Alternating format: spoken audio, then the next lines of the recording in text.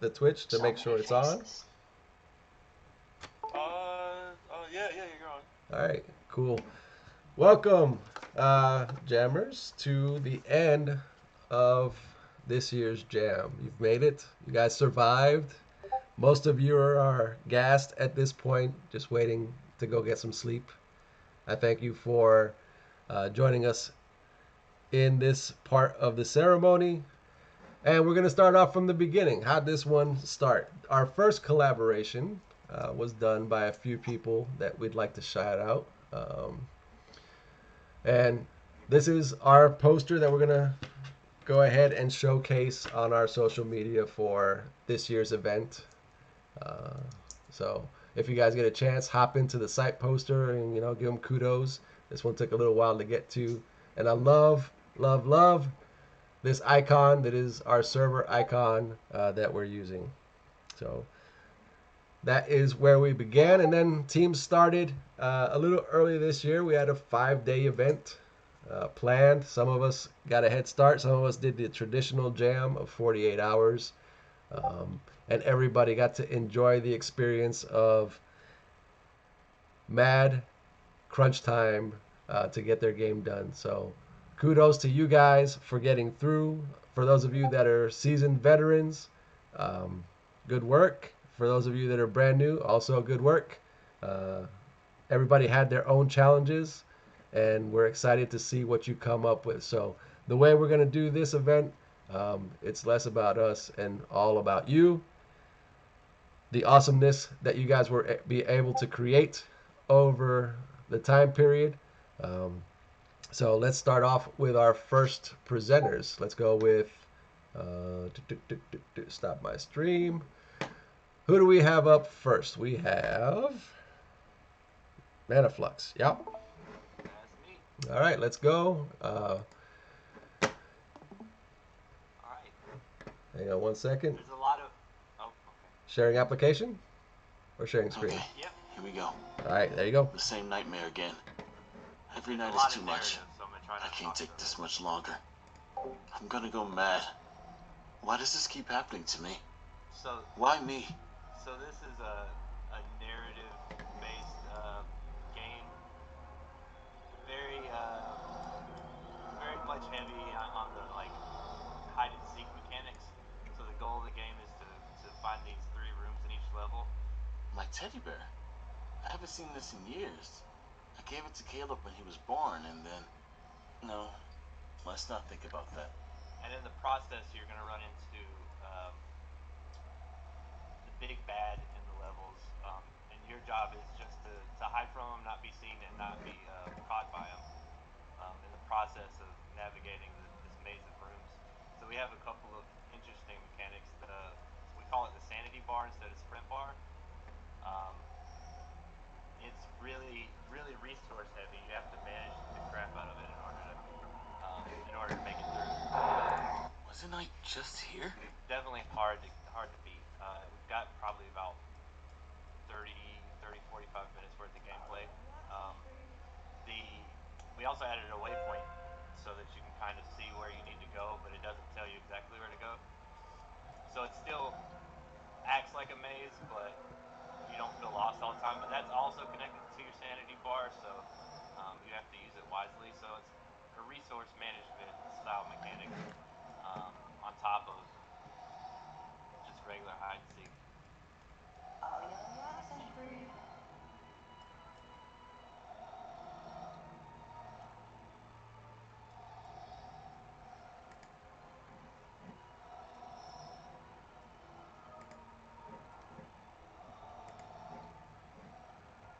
I played forward from pre-K to junior high. I really loved it. But then playing on a team got hard. I want to be left alone these days.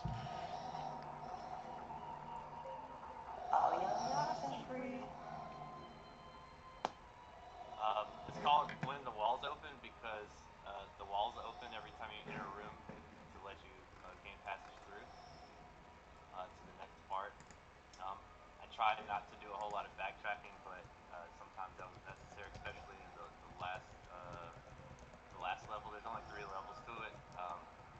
surprisingly, you get a good amount of gameplay out of it.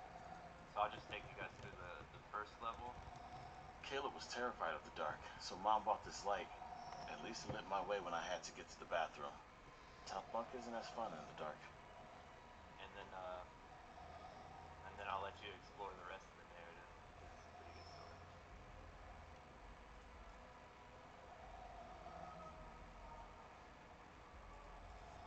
Obviously, I know where I'm going, so it doesn't take half as long.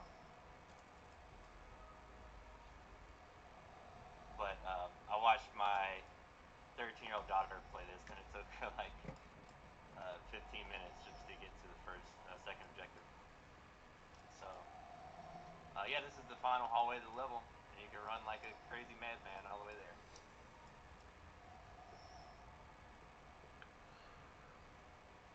This part is too familiar.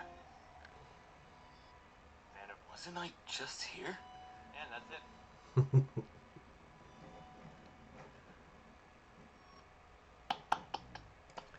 Good work. Thank you. Good job, guys. Yeah, the feedback is kind of weird.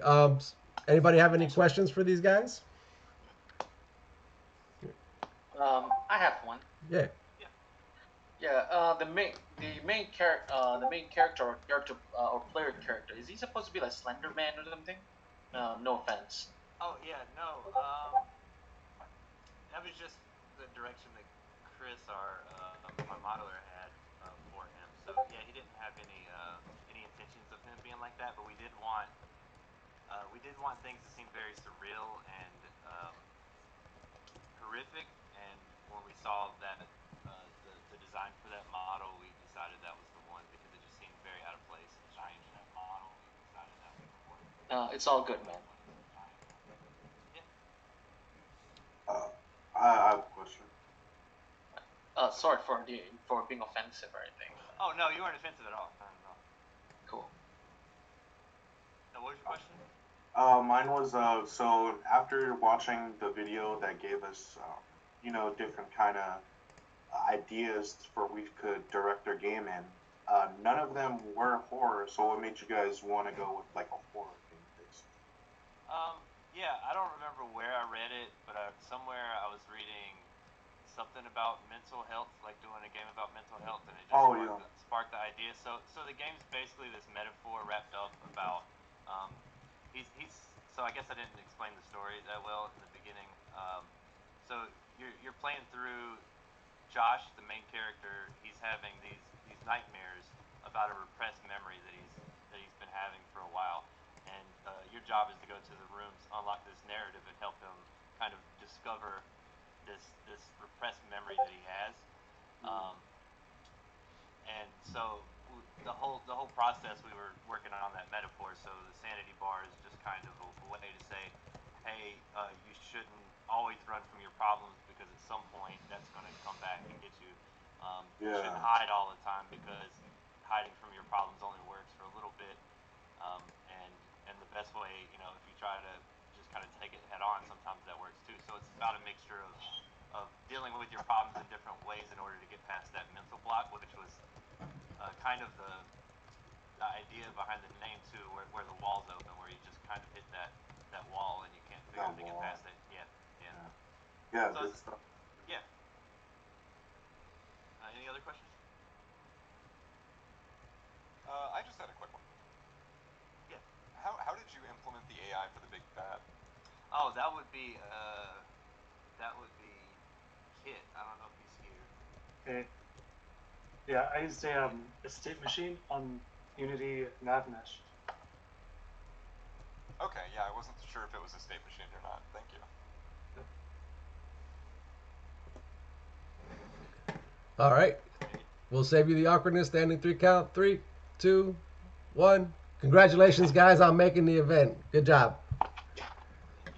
Up next, who do we got? You find the list. Should be more organized than this, but things happen. I can't even find my own channels. All right, there we go. We got Hex Knight with what do we got? So we need a game called Trials of Unrest. Let me share my screen. All right, go ahead and share your screen, please. When ready.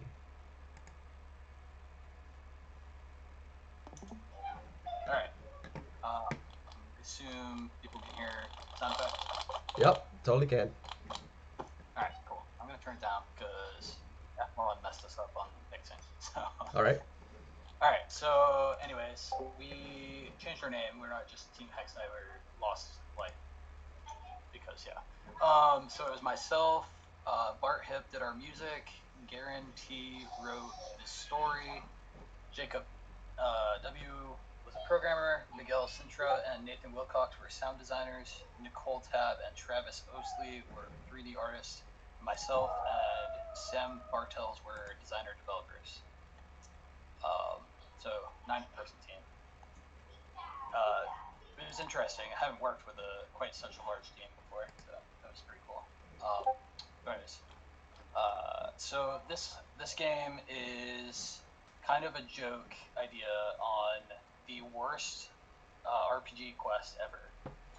Basically, a fetch quest where you go pick something. You're sent to go get something, and then you get there, and they're like, "Oh wait, but we need something else," and then they send you somewhere else, and it's like a giant chain that hardly ever ends, right? So probably not the best thing to base a game off of for fun, but I think it's pretty interesting, at least, of an idea.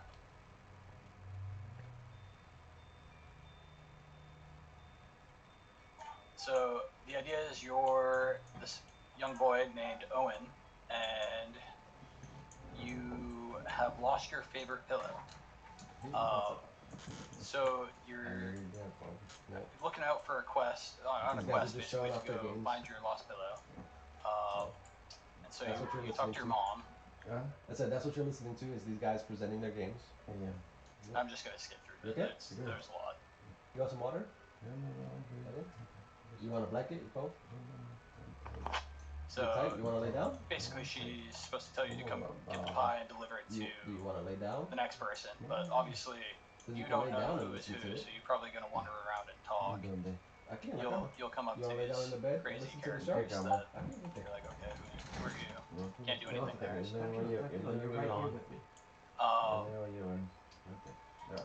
Got some nice bendable grass. We had footstep sounds. Once again, Fmod got messed up. Let me just show you. Jacob did an amazing job on the dialogue and quest system. Like, it was insane what he built out to be able to control it all. There you go. So this is Irene, and she's who you bring the pie to, and then she gives you another quest. Put your feet up this way. She lost her shoe. You can see it. Put your feet this way. With it. No. Okay. So now you have to go get her shoe. And so the whole chain just keeps going on and on and on. That's pretty much it. You end up meeting a bunch of crazy characters, going through the story, and if you want to find out the end, I'll let you play it. It's on the Global Game Jam page. You want that pillow? I think that's it. Anyone else got anything else to add? Alright, you're good, pal. I like the characters because they remind me of the was it this toy called Playmobil?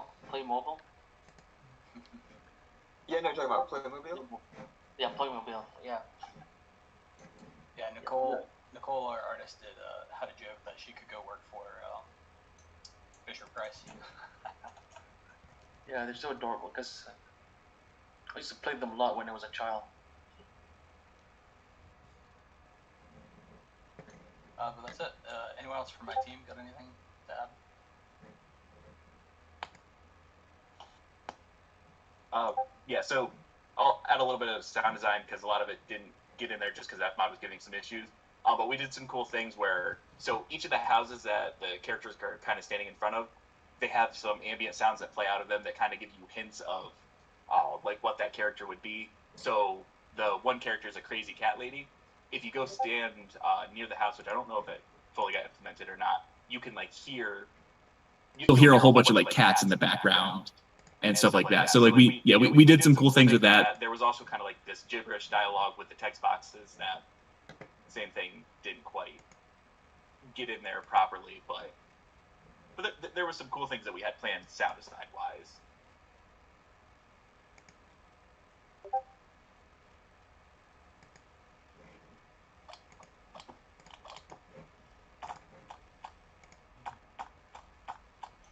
Oh, that's interesting. Focus steps work right there. And so that's game over. Basically, he got so tired that he fell asleep before he could get his pillow. That's it.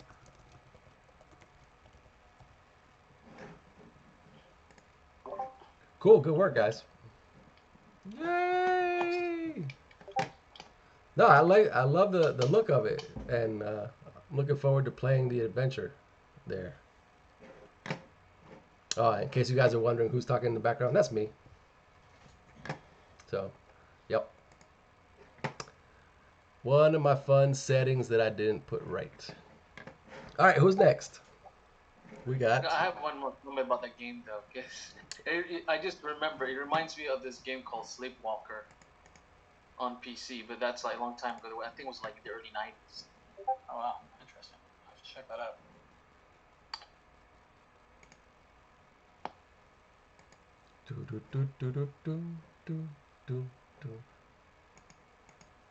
One of the fun things. All right, next up on our list is whom? That should be our team, Unreal Jammers. All right, go ahead. Pop up your screen. Let's do this. Alrighty, hopefully everybody can see everything. All right, there you go. So our concept is you kind of play as a character, and you have lost your shadow, but your human doesn't know it. So when you play through a 3D world, you kind of are just going through daily tasks, which we had to make some cuts on the 3D world, as you can see. But when you go through a level, you basically repeat it as a shadow.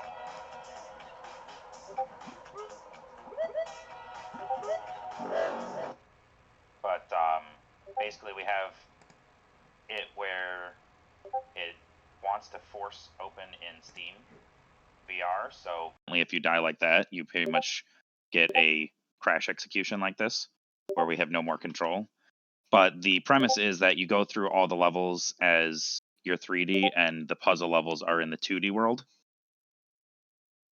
And we had Dalton, who is our programmer. He made a handful of enemy AIs, like you could see there. And we had Shelby and Wenhao make our art, which was our 3D assets and our 2D assets. And then me and AJ kind of had to plow through our levels because our level designer vanished at the last moment before our levels could get made. So it's a little bit of an unfinished project, but we wanted something to put out for everybody to see. And that's pretty much where we're at with it.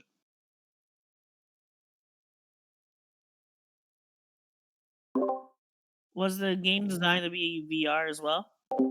No, it was a problem with one of the plugins. It kept forcing into VR for some reason, and we just ran out of time before we knew the bug existed. So we kind of went to fix the plugin bug, but we couldn't get it implemented before the actual live stream for it. Gotcha. I like the concept though. It was really interesting.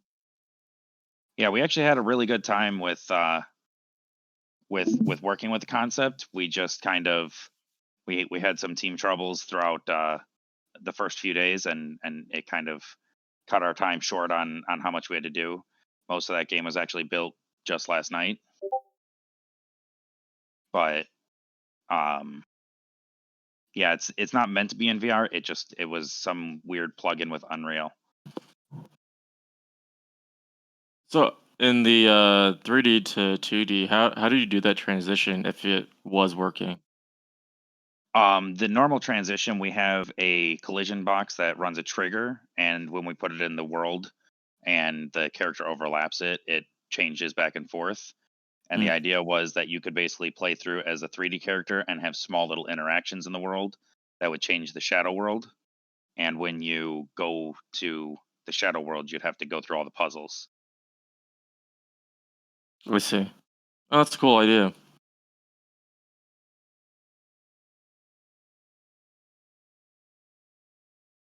Any other questions?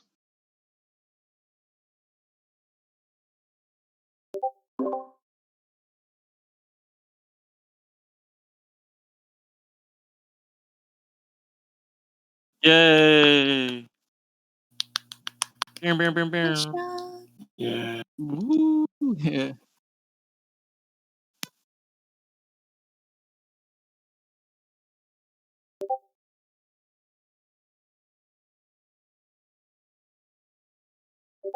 Yeah.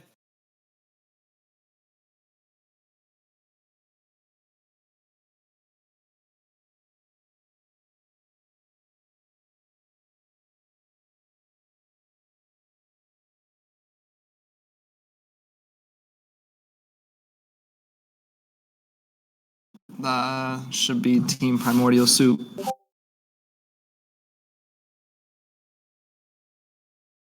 Would be I. All right.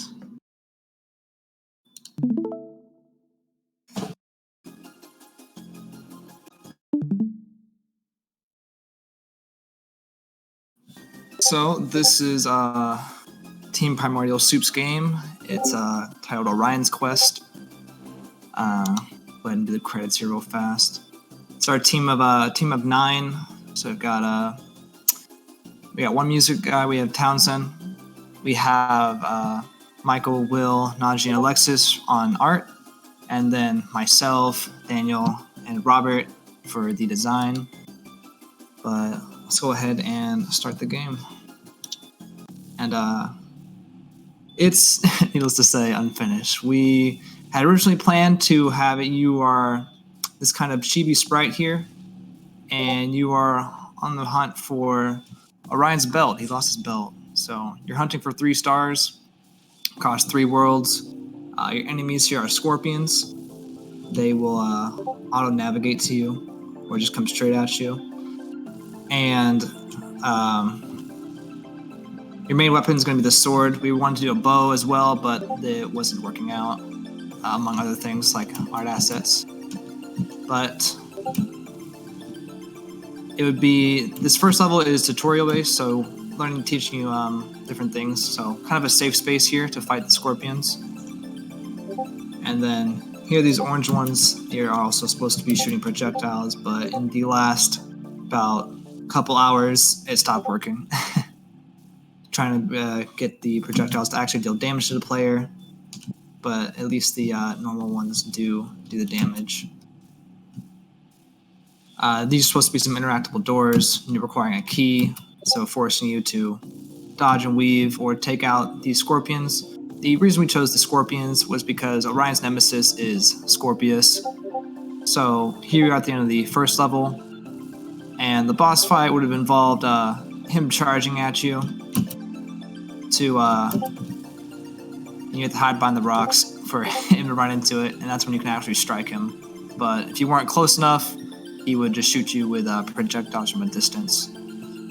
But that is all we've got for the game. I'll go ahead and close that because the audio is quite loud.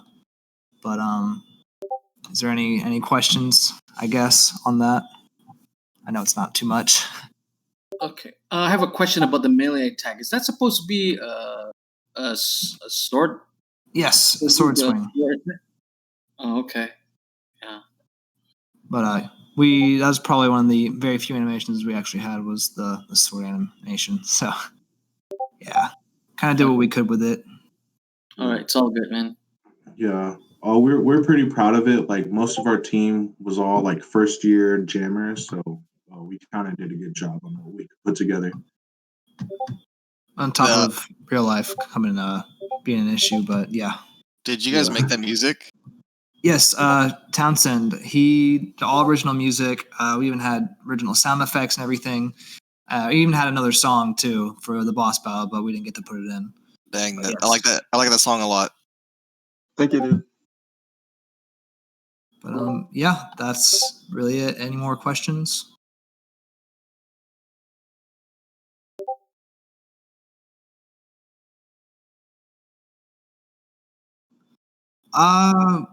Right now, we could potentially, but I think it would take at least a couple more days in between real life. I'm sure a lot of us going to Full Sail right now. We're starting classes, a new class tomorrow. So, given time and more importantly, motivation and effort, probably could make it into more something playable. Oh,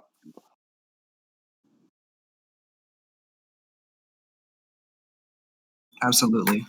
Oh yeah, it was, yeah. Nice work on the first time. Ooh. Yeah, thank you so much. Great job, guys. Like I was saying, great job. This would have been a longer voyage, but there's a meeting coming up that I can't. Okay, so Suncoast Global Jam is up next. Okay, and this is Marty Quire. I'm here with Mark Wanish. Mark is going to show his screen or share his application. So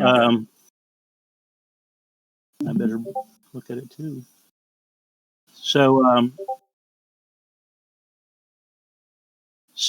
our game is called Tim's Lighthouse, and the idea is that Tim has built a space lighthouse that's intended to help lost spaceships find their way through an uncharted asteroid field. And you have a number of tools at your disposal. So Mark, who is presenting, he's the lead programmer. Myself, Marty, I did the music, art, and 3D models. And Fred Guzman did the user interface and the help system. So as you can see here, we're in an asteroid field, and this first tool that you can use is a radar beacon. You can illuminate the asteroids and send out a beacon so that the spacecraft can see them in the radar, and Mark wrote an AI system so the spacecraft will avoid the asteroids and then make their way to their jump gate. So here's another spacecraft. That was a very short. Yeah. It picks it randomly, so sometimes you get some weird ones. So he's trying to go across to his jump gate, right? And he's gonna maybe encounter some asteroids, but if you mark them properly, he'll avoid them. And you get points each time a spacecraft makes it safely across the asteroid field. After you get, several successful crossings by spacecraft, then you will get the next technology upgrade, which pretty close, yeah, coming up pretty soon. And when you get that upgrade, it'll let you use the next tool. And you can see the icon at the bottom left is the radar beacon.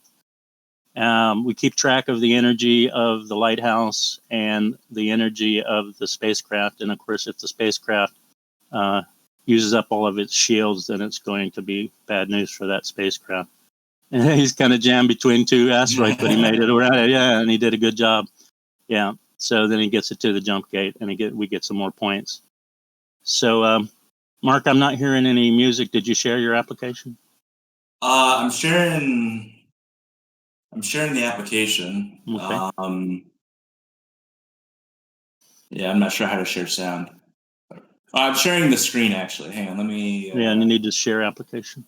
Yeah, I should have done that. Just reset progress. Yeah, what's that?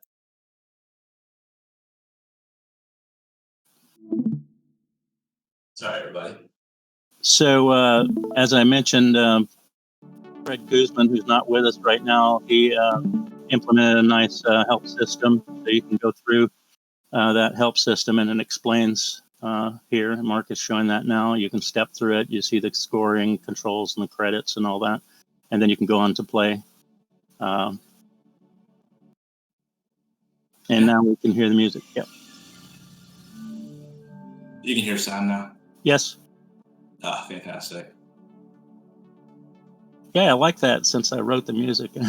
That's very important. Yeah, sorry about that, Marty.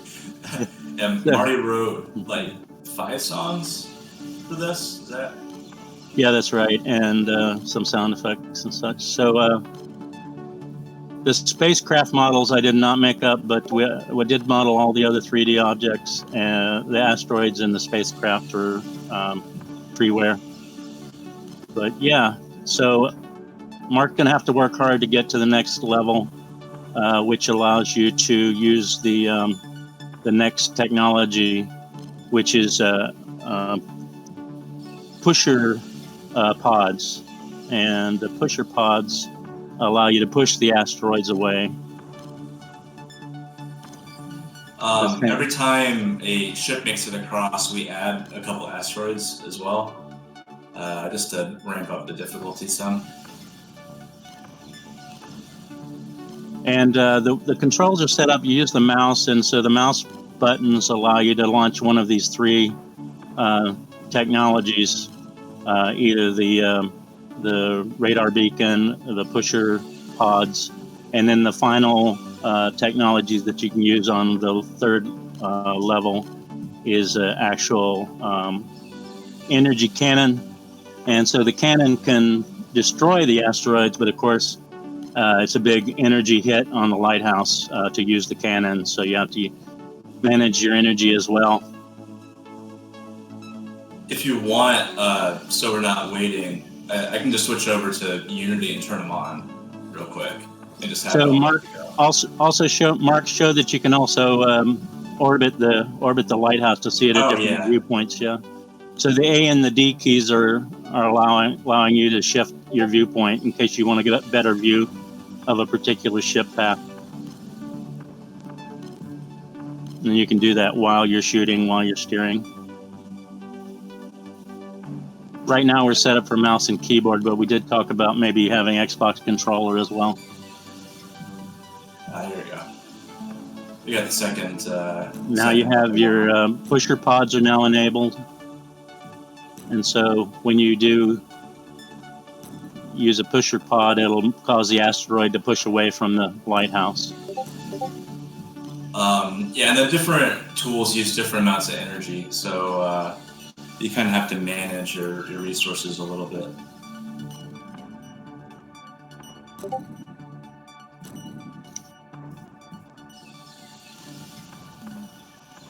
Let's see if I can speed run to the last laser. Does anybody have any questions? This is a lighthouse, correct? That's correct. Yeah. It's a space lighthouse. Yeah. How did you guys end up doing a lighthouse but in space? Yeah. So it's a long story, really. But I have a brother-in-law who really likes lighthouses, and he really likes science fiction and rock music and various things. And so I drew a pen and ink drawing for him that was a lighthouse in space with asteroids, and the lighthouse beam was smashing the asteroids, letting the ships through. And this was back in 1998, a long time ago. So when Mark and I got together, and Fred, when we got together and started looking at ideas for this, and the theme was lost and found, I said, oh, well, I always had this idea that you could have a space lighthouse that would help lost ships find their way through an asteroid field. And so we decided to go that direction and start building models for it. Okay. You don't mind me saying this? Just reminds me back of from the very early games. I think it was I think it was the 70s. I forgot what it's called. Where you play as a spacecraft. Yeah. Asteroids. Asteroids. Yeah, I think it's called Asteroids. Yeah, because I remember learning that back when I was in bachelor's. I learned about the history of games. Sure. Yeah. Computer Space, one of the first games from Atari, in the arcades had some of these elements, and then of course Asteroids after that. So yeah, it definitely borrows on some of those ideas. Now we're wow, you're using up all your energy. Yeah, I got the laser. The cannon is awesome, but of course it eats up a lot of energy, so you have to be careful. Anyways. Any other questions? Yeah, what was your thought process like when coming up with the 3 different techs, and how many did you throw out? Good question. So we had all those that we implemented, the 3 that we had, plus we also had a tractor beam to allow you to pull the asteroids toward the station.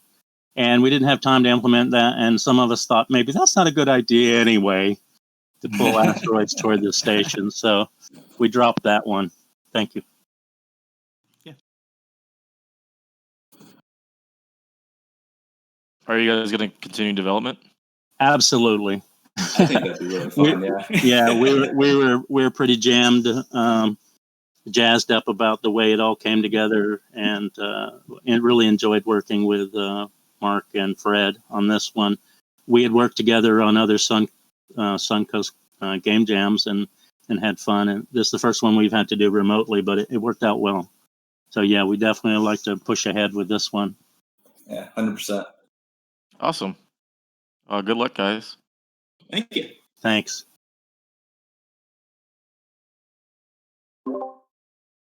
Okay, no more questions. We'll pass it on. Thank you. Thanks, everyone.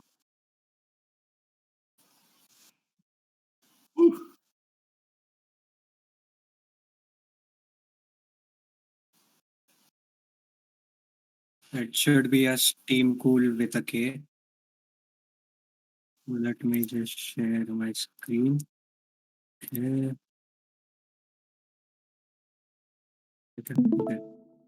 Just let me know if you guys can hear the music or not. Can you guys hear it?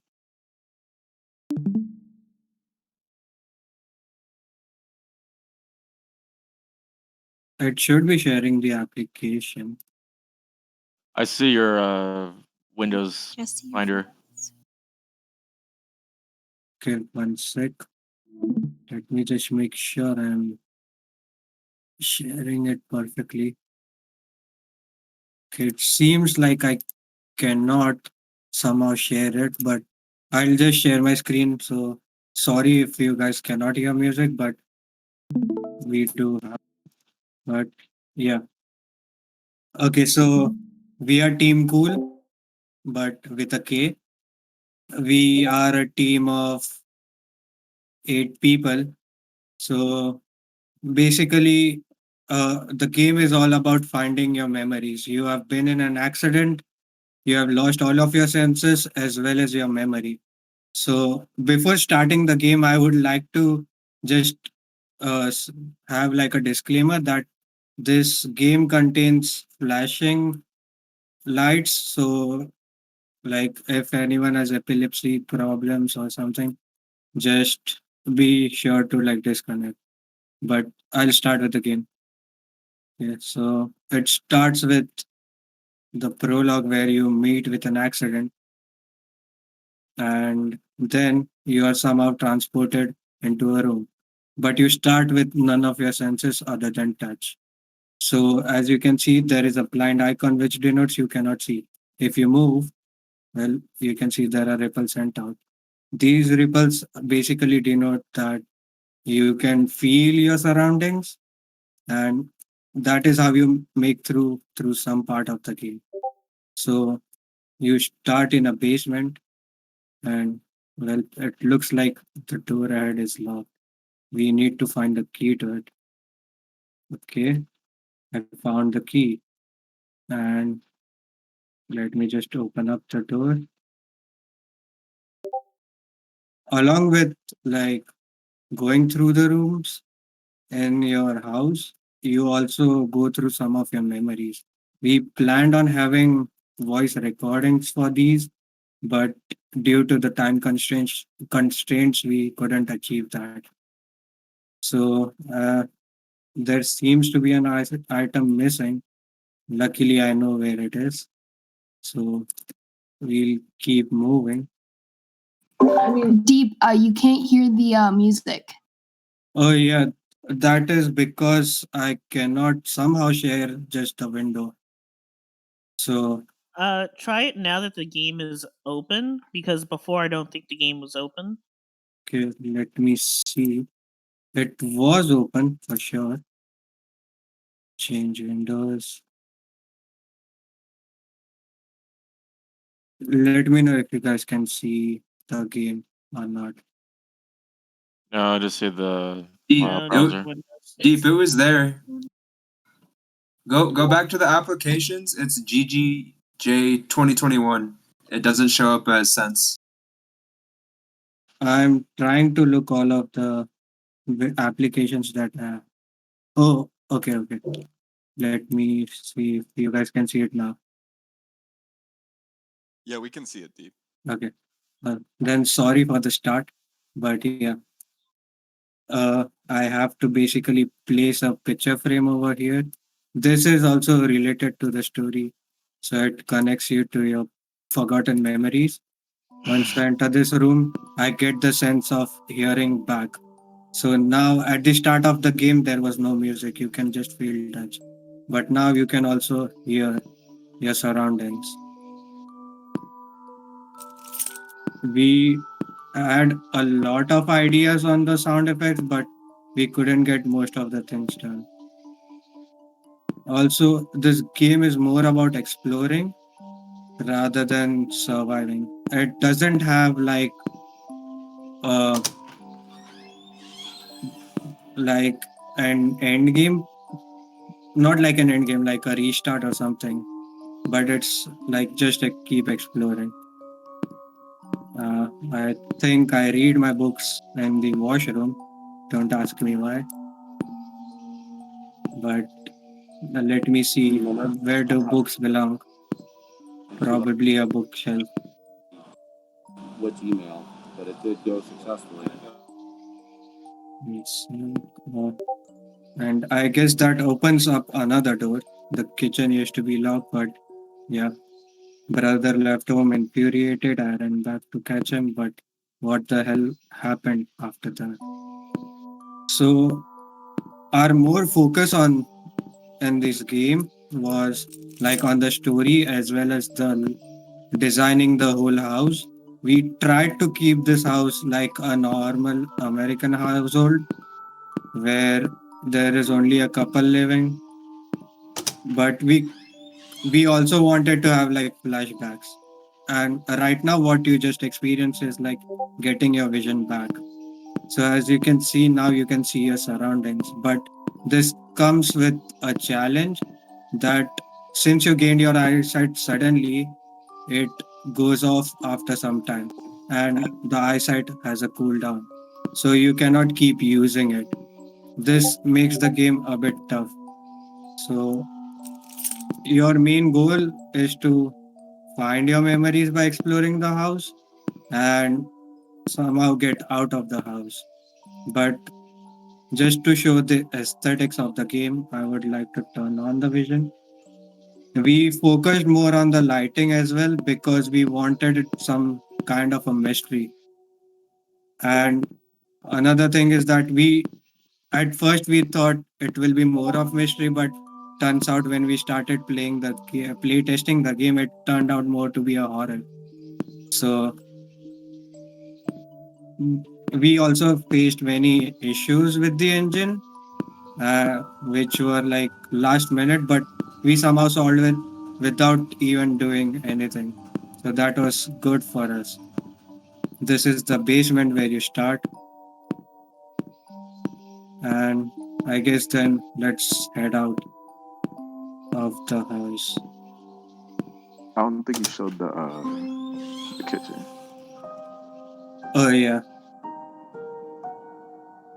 And yeah, in the last we had plans of showing like you waking up directly in a hospital, but due to time constraints, we couldn't get it.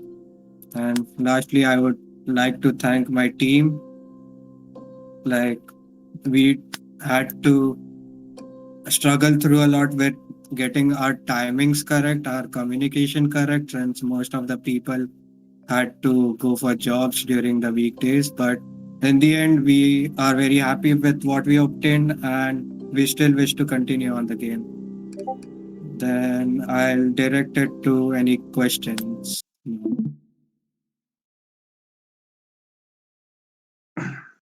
I have one. What made you guys want to use like the echo sonar for the main gameplay? Was it just because of the whole you lost your senses, or was that just the original brainstorm of where you guys wanted to go with? So, like, this connects with when we heard about the theme. So basically, at the start of the game jam, our whole team met with we came up with ideas. There was an idea of a person losing his senses and then gaining them back. But like, just gaining his senses seemed to be very small. So someone also came up with an idea of losing memories as well. So think of it as you get into an accident and you end up in a coma. But in your coma, you are exploring your dream where you have forgotten yourself as well. Yeah, that's a real interesting mechanic of the sonar. I never really seen that before anywhere. So that's really great on that.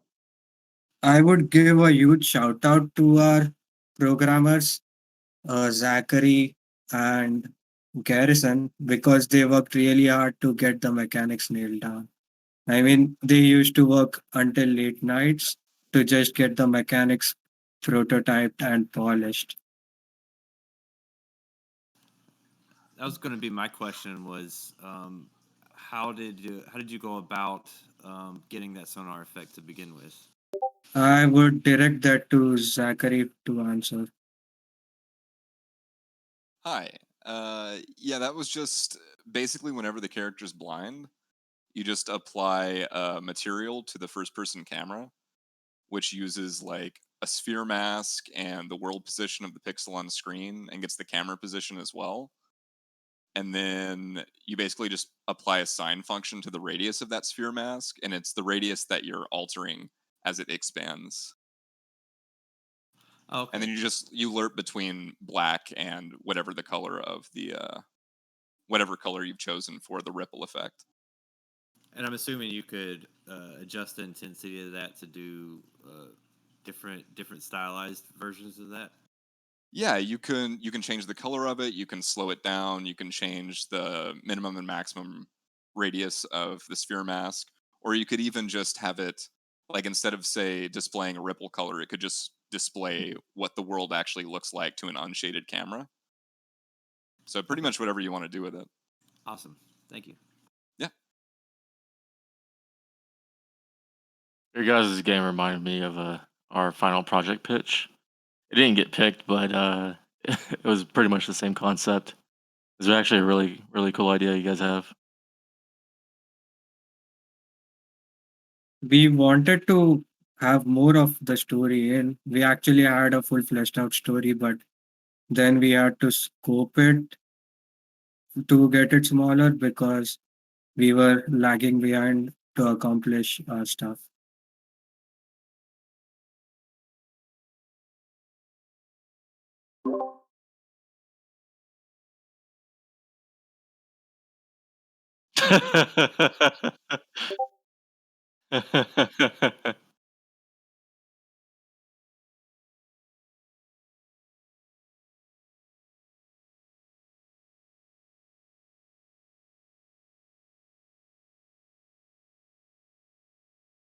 Thank you. I would like to just dedicate this to my team, without whom we won't be able to accomplish this. So thank you, my team.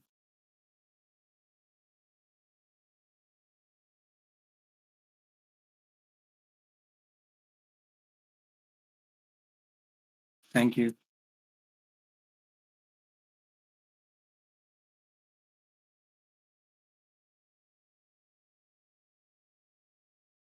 Yes, sir. Can you hear me?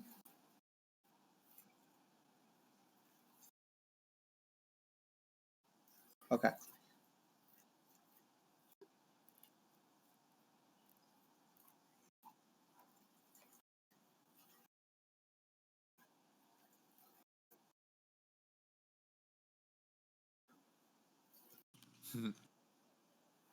Okay. All right. And let's see if this works. Where is it? Oh, hold on. Can I see it? Applications. Let's try this. Can you guys see the main menu? Yep. Yep. Perfect. Can you hear the music? No. Oh, I can't. Very It's quiet. low. It's low, but it's there. Yeah, I can hear I it. have bad Oh, yeah, hearing, I so can. don't. Yeah. I'll leave it on halfway. If it gets too loud, just chime in. Let me know. So we are Team Dignitas, and the game is called Finders Screamers. My name is Mike Bianchini. I did some of the art and some of the production. I'm blessed to have my wife Ruby McDonald on the team. She did the art, production, sound effects. We have Joe Peden, who did programming, and Jesse Pasco, who also did programming. And Nathan Wilcox did our music. Thank you for stepping up and helping us in that final moment. We appreciate it last night. Yes. Oh, and by the way, in true Game Jam spirit, I've not taken a shower today, even though I'm at home. So, I mean, in some ways that's normal to not take a shower at home, but in other ways, it's not. So I just wanted to share that. And we did this OG style too by starting it at Friday night, 48-hour. Yes. Yes. So my company is really cool. I work for Dignitas Technologies along with Joe Peden. But this year we wanted to, because it was online, we wanted to bring other people in, and I encourage everybody to invite their friends and family. So I got my wife to join me. I got Jesse Pasco, who I've met years and years and years ago. I've known him for years and years and years from doing game jams. And so you might recognize his name. Oh, and you're going to hear that music start to increase some anxiety. Yes. So the music's great because this game is all about stressing you out. So you'll notice as you play, the music gets faster and faster. So it's a physics-based throwing game. You work in the lost and found department of a department store. You're finding items for the customers while you're losing your mind. And the thing that inspired us for this game was the screaming diversifier, the Wilhelm diversifier. We were like, okay, we want a game where people scream at you, and we thought that'd be really funny. So we kind of focused on that. And it's also kind of Murphy's Law because as you get things wrong, you get more screams. So it kind of makes it more fun and yet annoying at the same time. I want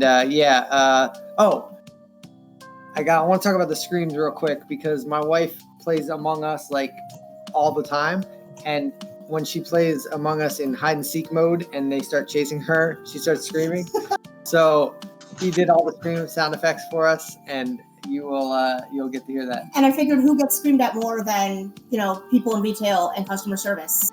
And then because it's a Murphy's Law, instead of when you get it right, you don't get any kind of reward. They don't say thank you or anything. True to life, being in customer service, you only get yelled at when you get it wrong.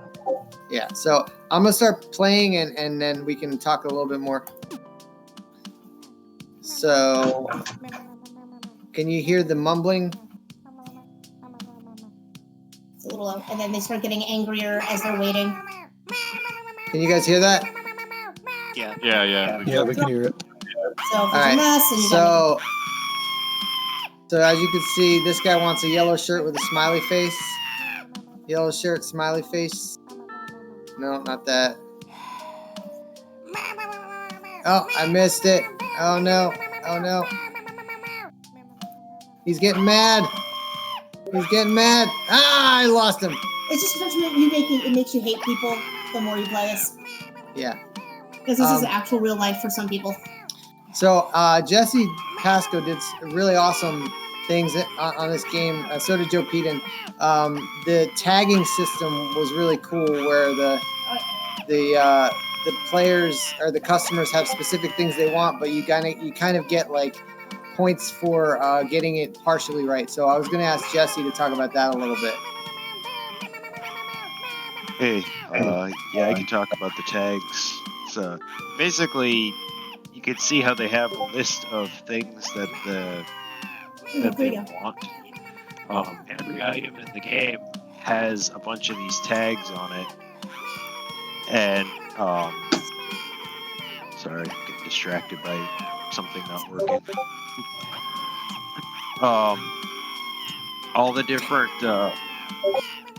items have a tag for each thing that they are. Like in this case, it has a blue tag and a cell phone tag. And so what happens is all the customers outside just claim that they want a thing.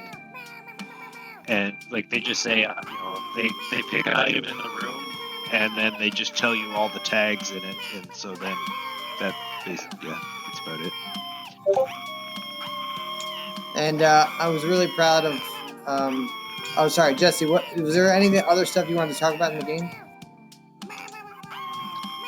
That was kind of mostly it. It's just the physics-based throwing, and then the tag system that lets you create all these different items with all their properties, and let the customers be more or less satisfied depending on how many tags you matched for what they requested. So like if they want a blue shirt and you hand them a yellow shirt, you get 1 point because you got shirt right, but the color is wrong. Mike, I think what it is, I think the scarves maybe didn't have the collision boxes right or something. Oh no, they did. I mean, we did adjust them, but I don't know. Because it seems like everything else is working, but the scarves don't seem to. So. Yeah. There we go. Yay! No more screaming. But it makes you like really, really feel for people that are in customer service. Yeah. Having to deal with people that are grouchy. And also, I was really excited because this is the first game. I mean, my wife's been always supportive of everything I do, but this is the first jam where she was actually an active member of the team, and she did like all the clothing art. So I wanted you to talk about that. Yeah, so first off, I just wanted to say thank you so much for everybody that put this on, even though it was virtual, and I know there were doubts that was even going to happen because of the pandemic, but the fact that you guys did this virtual was probably the only reason I was able to participate, because I met Chad and a whole bunch of other people through game jams, and they know I usually just come in and do some massage, and I drop off taco boxes to people, and if they need like some voices or whatever, I'll do that. But I learned from this game jam, because I got to be a part of it, that, you know, I got to be an artist, and I did the work on my like cell phone tablet on my like with my stylus. Like, and I've never used anything like GIMP or anything like that. And everyone was super patient in teaching me how to like use them, or like inspector and collision boxes and stuff like that. So I learned something completely new that I didn't know I was able to do. And so I'm so grateful for this opportunity, because had it not been virtual, I would have just been dropping off food and like, you know, just appreciating everybody else's work. But I got to learn that I'm actually capable of being able to help and put things together too. So it was really empowering, where I actually have some great ideas from this that I want to be able to move forward with. And I'm just very blessed and fortunate to get to do this with my husband and all the great people that we met that help with the team and everything. So just thank you for the hard work you guys put in for people like us that didn't know. So like, if you have family members or, you know, friends or somebody that like, oh, I can never do this, I can never do a game jam, I don't know anything about games, I just play games. That was me. I just play games. I've never like helped make one before. That you have a skill you're able to bring. Yes. So invite them and try it, because it was amazing. Yeah. So that's about it. So questions, comments?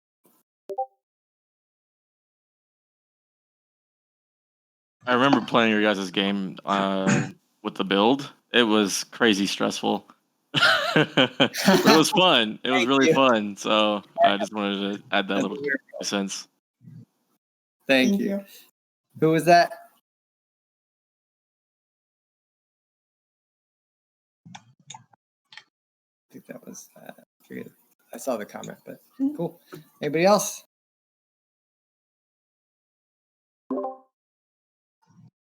Do you guys plan on still working on the game after this, or?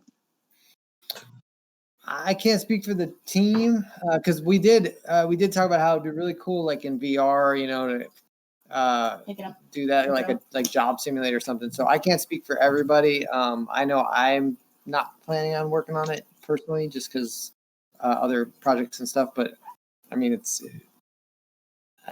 open to that. So yeah, that's all I got. Thank you. Thanks for putting this on, and thanks for all the volunteers and stuff. Really appreciate it.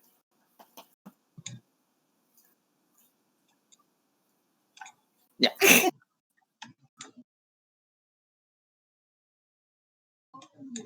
The indie squad. All right, you ready? Yep. Cool. Hi there. The rest of our team was Addison, Maud, Aaron, John Somerville, Victor Kong, Kyle Weddington, Andy Lamb, and our producer Noel. Actually, because of our name, the Indie Squad came from we first started this team as far as we're all in the game design representing Zygobot capstone track, and then we added a few other members on top of it. But yeah, Kyle, if you want to get into the game, it's a first-person puzzle game that we made in Unreal. Where the hell am I? I need to find a way out of here. Perhaps through the golden door. So here you see the main character wakes up in an unknown space. It doesn't know what's going on. If you look around the room, you'll see that there are these random cards or pieces that you can pick up.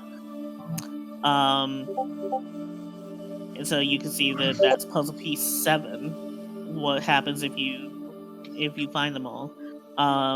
The goal here is to get through the door, but as you can see, it's locked. Or well, you can't see, but if you go up to it, you can't go through it, and then you might notice that there's a keypad there, but you don't know the code. Nope, doesn't work. Nope. So, yeah, I guess the only thing the player is left to do is to look around the room and kind of collect the pieces as they find them. Haciendo live stream, que van a presentar los jueguitos. Cuando esté aquí, make sure de tirar en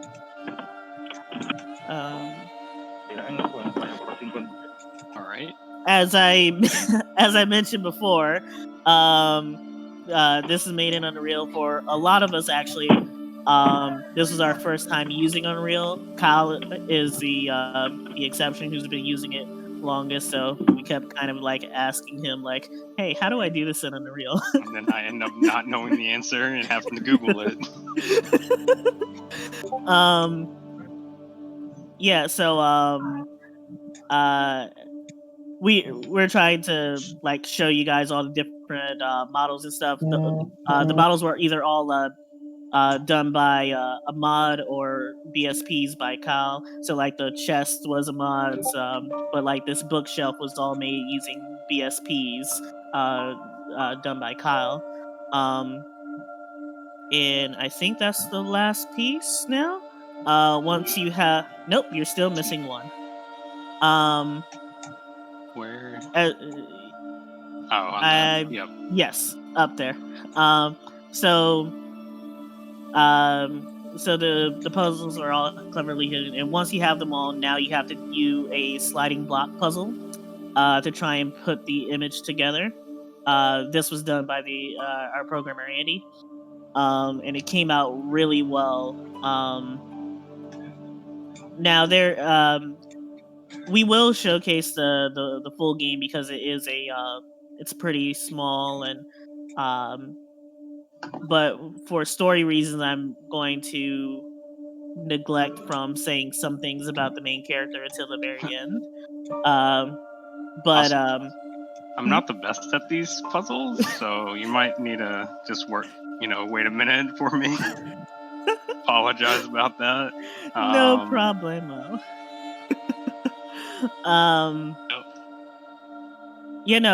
I think everything just came out really well. Again, a lot of us actually come from more of a Unity background, so we saw the theme, and we started going over different ideas, and we actually kind of like combined a lot of different ideas that we had, because some people had ideas about losing your memory, and then someone brought up the idea of like, well, what if you're like in an escape room, and so you actually have to do these like escape room-esque puzzles to get to the next level, and as you do so, you learn more and more about your memory. Only did the puzzle. Nice. And once you've done that, now the chest is open. And you can actually get this inside this revelation. Luke 10:18. Jesus tells his disciples, "I saw Satan fall like lightning from heaven." Oh, and you guys notice the padlock is gone. Yeah. And we do actually have an inventory system where it's not K anymore; it's actually Escape, where you can go in and view all the puzzle pieces separately, or view your notes. We also have the options still there and everything. Yes. But we got that piece of paper, but now we need to actually figure out how to get out. Correct. So there's nothing else to do in this room. So what's the only thing with numbers? I think Luke 10:18. Do you want to try 10:18?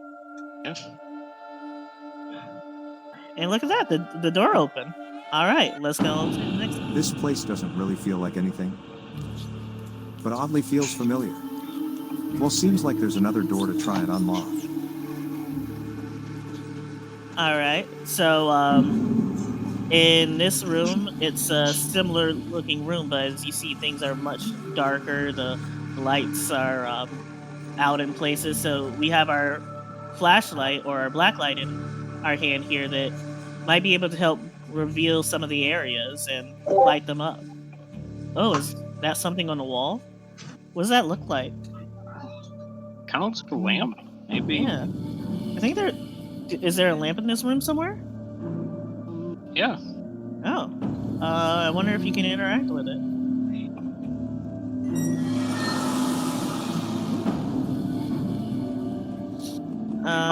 Did anything change? Yeah. Oh, Piece of the wall is what's missing. that over there? Oh, look at that. 1, 4, 1, 2. So I think that might be the answer to the keyboard here. Cards still everywhere too. Yeah.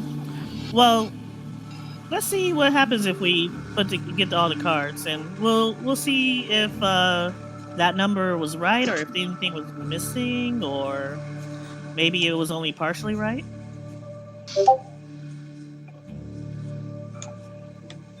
Again, so like you see, you have to use your flashlight to kind of shine up to see the dark areas, because without the light, it's a lot harder to find the pieces.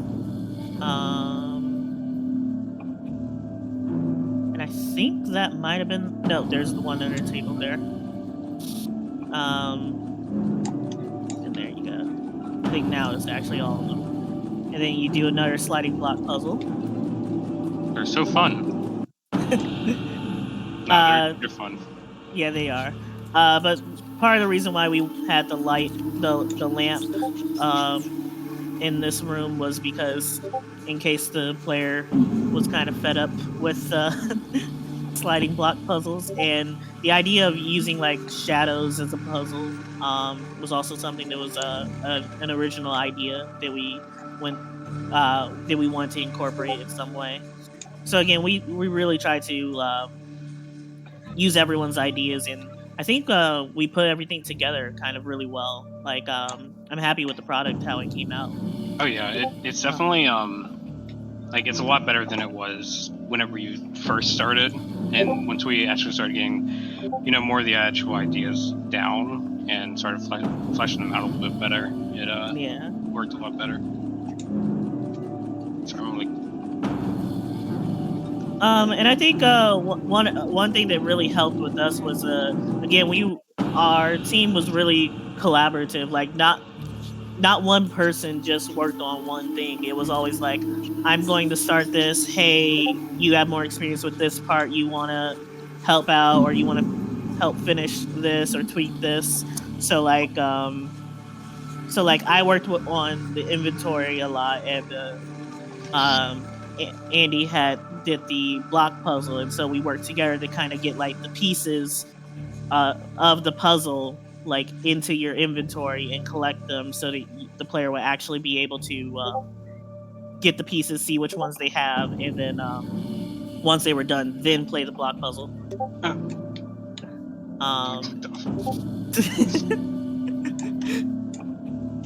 I mean, you already technically have the the lamp code. It's fine. That's why I put it there. Hey, look at that. Why the hell is this place so bright?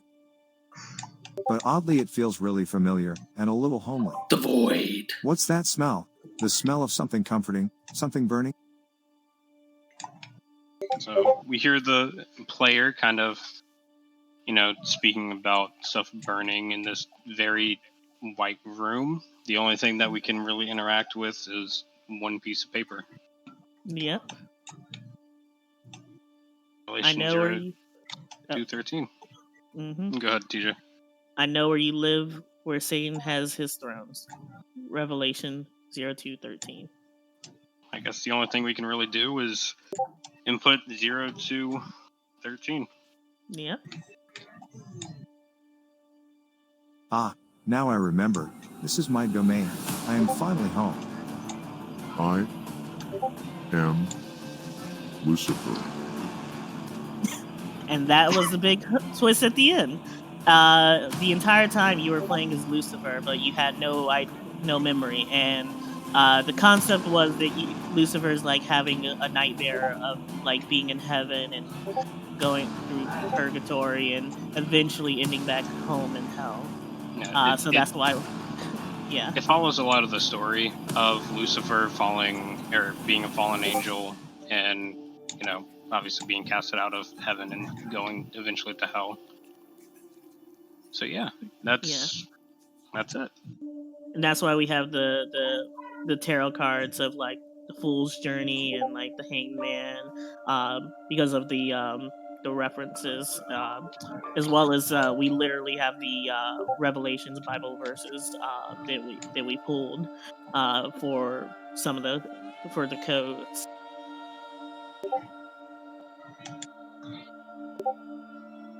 Anybody have any questions? Yeah.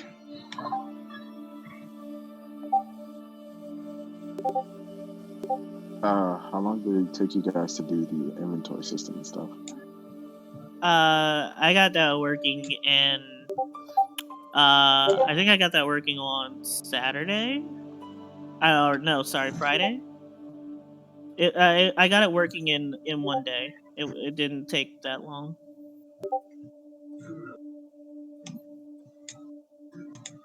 How it works is the inventory contains a list of items, and when you actually click on that item, it turns off the visibility and adds a reference into that list. And then there's a UI widget component that you pull up for the inventory that just pulls that list out, and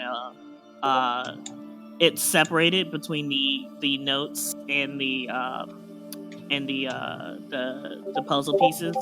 Underneath the hood, technically they're all in the same inventory. But when you're displaying it, each inventory type has its own like number reference to it of what type it is, and so it filters based off of the type of whether or not to actually display it in your inventory.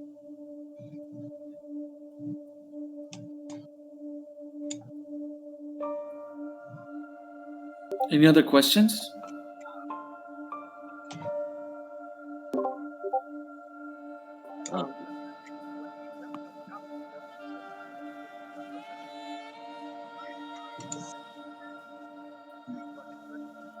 Yep, that was done by John. Yep. Thank you very much.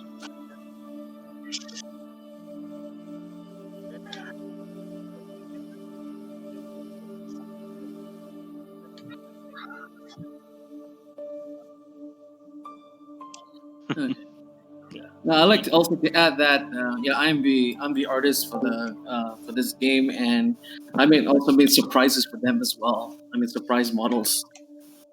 Yeah, so we had one 3D artist and one 2D artist. Ahmad here was our 3D artist, and John Somerville was our 2D artist. So Ahmad made many of the models that you saw, such as like the casket, the candles, the trunk. They really beautifully, as well as John did like the this art for the title screen, as well as the credits and stuff. Yeah, and then we also did have, my girlfriend was kind enough to help us out with like some of the more technical stuff I needed her to do. Like a lot of the times whenever I created the VSPs for the furniture, I created them into static meshes, and it kind of messed up the UVs, not properly doing the lighting. So I had her kind of do a lot of the UV for that. A few of the like note pickups, and then she did a little bit of 3D modeling for us also. Yeah, on like the first day, while we were in Discord, like you just kept hearing Kyle say, "Hey Addison, can you do this fix the UVs on this? Hey Addison, can you make a note for this?" And I was like, "Just add Addison onto our team already," because you keep asking her for stuff. I mean, she was right there, and it was easy just to look over and be like, "Hey, can you help me out?" Yeah. I hope you guys all liked it. There was a few more little hidden things within the first 2 levels. Definitely with that little sliding puzzle that didn't end up doing. Yeah. Also did the tarot cards. You guys remember? Yes. And what's it called? I forgot what I did. Okay. Yeah. And the 3D model of the keypad. Yeah, I did that. That's an action chest you get. Hi guys, this is Marty. I just want to say I think all your elements, your graphics, your music, the design, the models, it all hangs together really well. Very nice, and it's the kind of game I think, I'd enjoy playing that. So I hope you guys finish it up. All right, thank you. Really appreciate that. Yeah, I really appreciate it.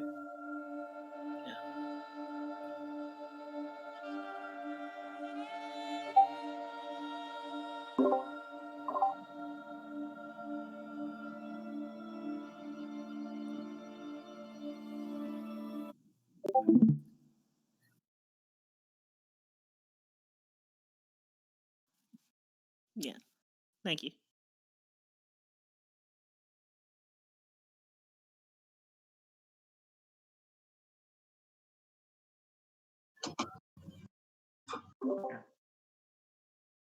Hi,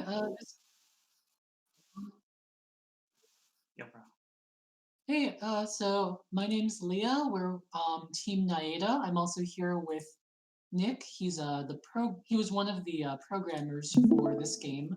I did the audio and the music, and I think we're gonna get the game booted up in just a second.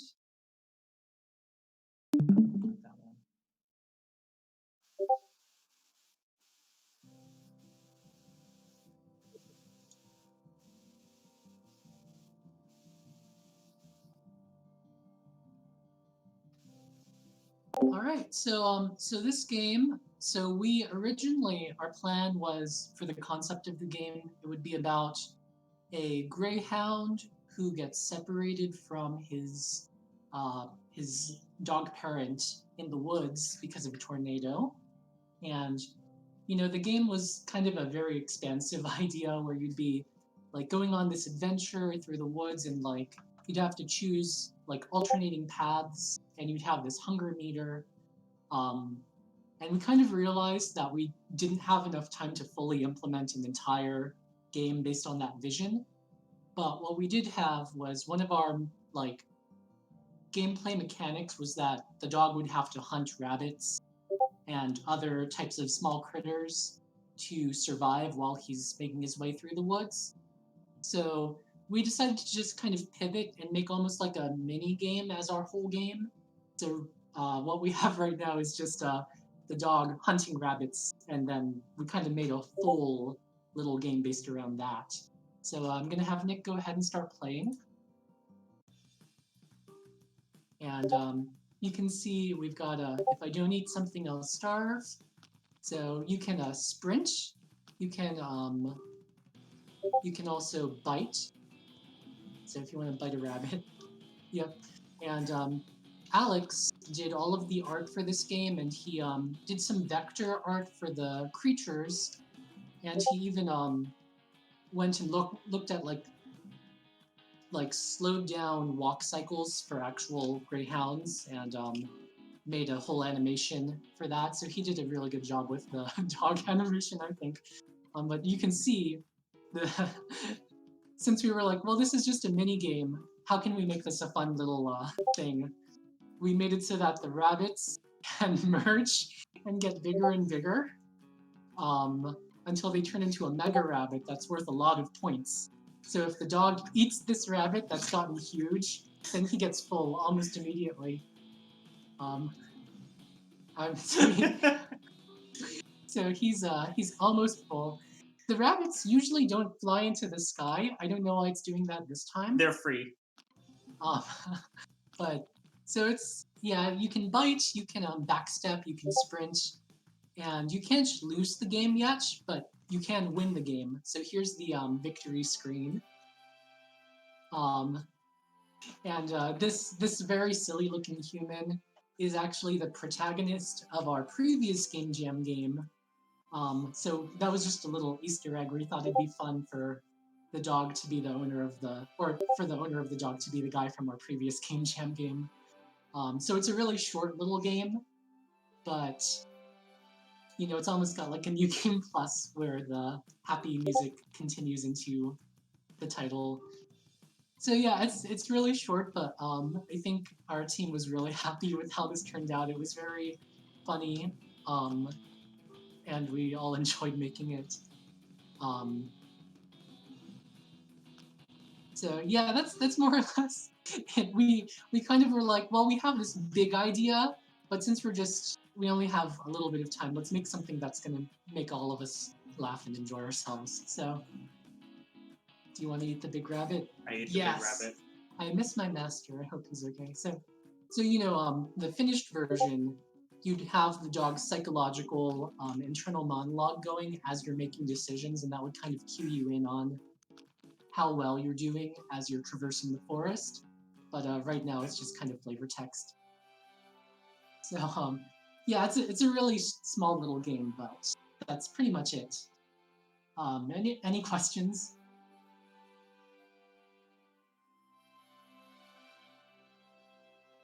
The silence is deafening. Do you guys plan on having like another Easter egg, like an Easter egg for your next global game jam? I don't think we could do a global game jam without putting Easter eggs in it. You know, maybe the next game we'll have both the dog and maybe it's going to become a whole extended Kingdom Hearts universe. Yeah, I just want to say I really like how the dog art came out, and I think it would easily be able to be spliced into another future Game Jam game easily. Yeah, Alex did a really great job with the dog. We actually, his walking animation is actually even more detailed, and we had a little bit of trouble getting it fully implemented. So there's only like a small snippet of the walk cycle that's actually in this version. We're not showing it off as good as it really could be. Yeah, but yeah, it was. I posted a GIF of it in one of the several channels. So yeah. Oh, so you can take a look at it in there then. And then all of the sound effects and all of the music was done in GarageBand on an iPad. So by you. Yeah. So I was just like, let me just make something that sounds kind of dynamic and silly. Yeah. 'Cause I have a question. Fun. Yes. Right. Yeah. I mean, what's the objective of the game again? You have to eat like as much as you can. I mean, gather as much as rabbits as you can to get yourself like found from your owner. Yeah. So the original concept is that you'd be wandering the woods and you'd have several objectives, but and just one of the objectives would be hunting down an animal so you don't starve. But since we can only do a little bit of the game, we decided in this build, the dog's internal monologue is, "I'm really hungry. I need to eat enough food so I have enough energy to find my master." So you're basically just dining on a bunch of defenseless rabbits. I don't think they're defenseless. They turn red. Well, they have a warning color. So yeah, it's that's about where it is right now. I'm not sure I'm not sure if we're going to continue working on this version or if we're going to use the assets that we created to try to like flush it into the actual idea. Yeah, we might. Yeah, so that's more or less what we've got. Okay. I mean, this game. I think this game would suit well for mobile though. For mobile games. It's not currently compatible with mobile because you have to use keyboard inputs. Okay. That's something that we might try to learn how to do next time, is how to make a game that you can actually play on a cell phone. Okay. So it's more or less like a surviving games. Yeah. And get spotted by your owner. Okay. Yeah. It kind of we were trying to do like a beat 'em up point of view. So like a Streets of Rage or something where you can like move on kind of a low screen. It actually kind of turned into like a beat 'em up game, except you're beating up rabbits that can't defend themselves. So that's Homeward Bound. No, it's called Lost and Hound. Oh, excuse me. I mean, no, it's okay. I think you should stick to it because this works. To be honest, it really, really works. All right, that's all. Yeah, we appreciate the compliment. Thank you so much.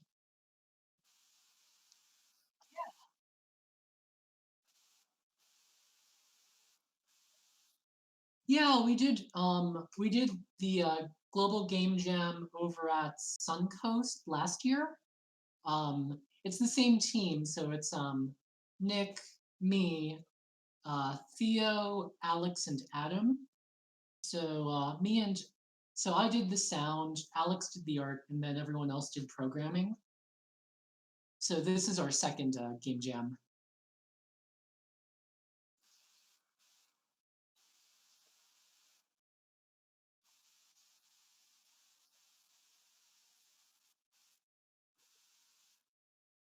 Yeah, we were a lot more prepared this year because I think for our first game jam last year, we spent a lot of time doing, pretty boring, setup, getting get together, just learning how to collaborate with Unity.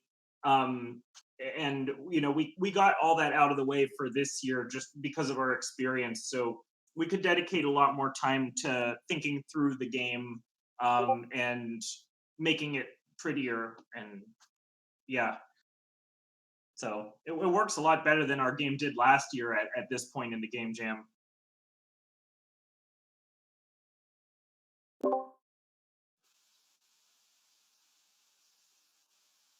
Yeah, thank you. Thank you.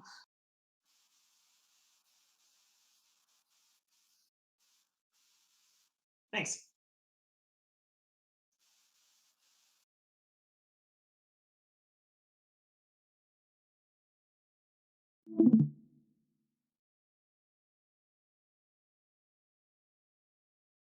Hello. Yes, is this thing on? Hello. Hello. That's. Oh God, my stuttering. That's me. Um. Yes. Hello. Wait. I got this. It's on a little bit on the loud side, so I'm just gonna like turn down on my side, but feel free to turn down on your side as well. So this is short-staffed. This is a game made by 8 people. 3 sound designers, 3 programmers, 2 designers. That's 8 people, right? Yeah. And we had 2 artists, but life happened, so can't really blame them. This game is a game about finding like you are a retail worker, and you are essentially finding items for people to return to them. And in this chaotic store, anything you making people wait and you causing unruliness in the store would cause you to be fired on the spot if you did it too much. So that's essentially what our game is. So let's pray I don't get a game breaking bug here. So essentially, this beautiful layout was made by made by our level designer. He pretty much focused exclusively on this, and we have lots of randomly generating civilians, all in different colors. So here is the item that one of the civilians asks for. Now we have to find one of the civilians that are asked for it. They usually have a $sign over their head, right over there. I just need to get over to him, and then we hand them the item. It's pretty simple. There are objectives, as you can see on the top left, well, a little bit, that you can do as extra to gain more points, as you can see on at the top right. And this is essentially a game about quickly finding items and bringing them back to the requested person as fast as you can. Currently we were a little short on time to add a lot of queues, and that was made last minute. But as far as simplicity goes, as long as you have somebody telling you just find the $sign and find the blue gem and then find the $sign, it's a pretty simple game for people. As you can tell, this store gets pretty populated and everything, and sometimes they ask you for help, which is supposed to replenish your unjust meter, but that was a short oversight on my part. So, and you might see this big guy in a tuxedo walking around. That's our boss. If let's just say I walk over to him and he sees us, he's gonna come over and yell at us about whatever bosses yell at you for, the little things, you know. And we keep playing and playing until either our shift's over or we are fired. Essentially, everyday life. And yeah, that's pretty much our game. Yay, bugs. Any questions? Yeah, it's a really cool idea you guys got there. Yeah, I really like it.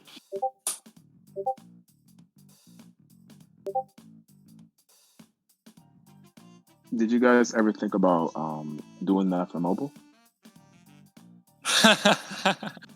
So that was the first comment that when we shown Carlos, I believe, that said that, immediately like, oh, this should be a mobile game, and I was like, yeah, we should work on it. But if we work on it more in the future, we would be definitely open to that, because it does have that sort of mobile game feel to it. So why not port it? It's not that hard, I think.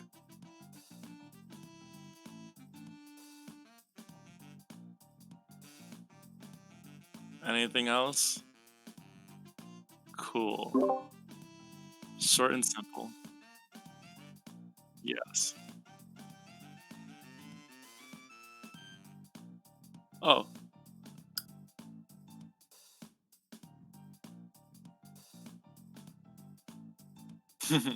Yeah, our sound designers are absolutely awesome.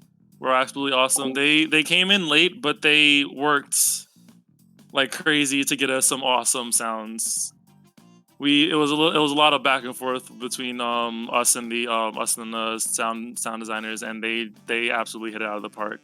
Unfortunately, we weren't able to get the sound effects in with a little bit of tweak with a little bit of bugs here and there, but those sounds are amazing too. When after I get a 24-hour sleep, I'm going to like try to re-implement them because they deserve to be in the game. And yeah, so I'm gonna end it here. I want to thank my whole team for putting up with me in these 5 days. I know I didn't exactly make it easy with all the stuff, but we got it. We got through, and now you can sleep.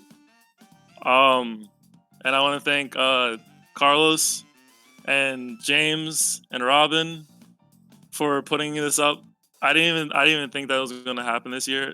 And when my roommate told me, I was like, "Oh, sure, why not?" And I enjoyed it like always with the Global Game Jam. So yeah, that's my take.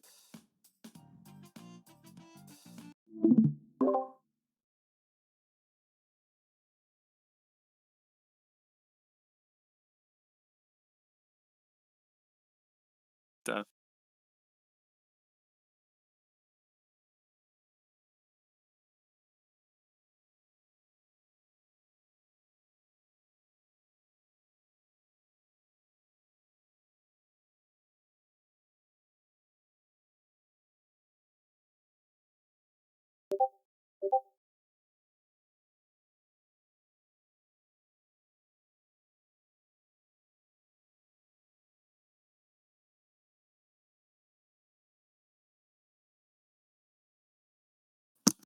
Yep, we're here.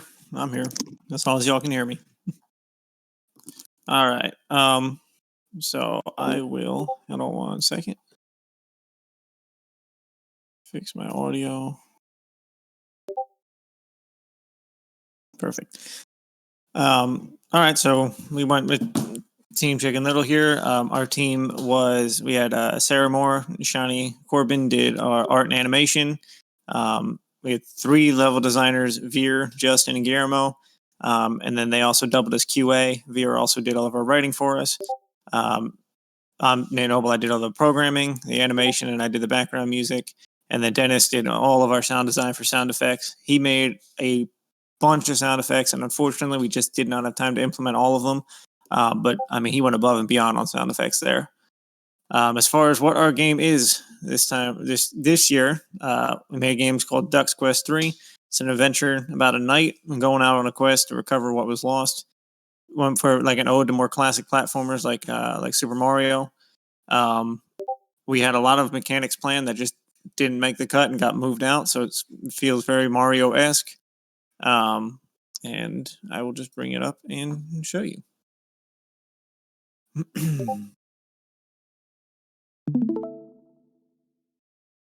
So I'm cutting right into one of our levels that actually just goes right into our gameplay mechanics. Are we tracking on audio? Yeah, we can hear it. Okay. So some of the animation cues and things did not mesh up properly. And then by the time we got to fixing it, it was like 20 minutes to submit. So we're like, okay, it's time to call it and take what we've got.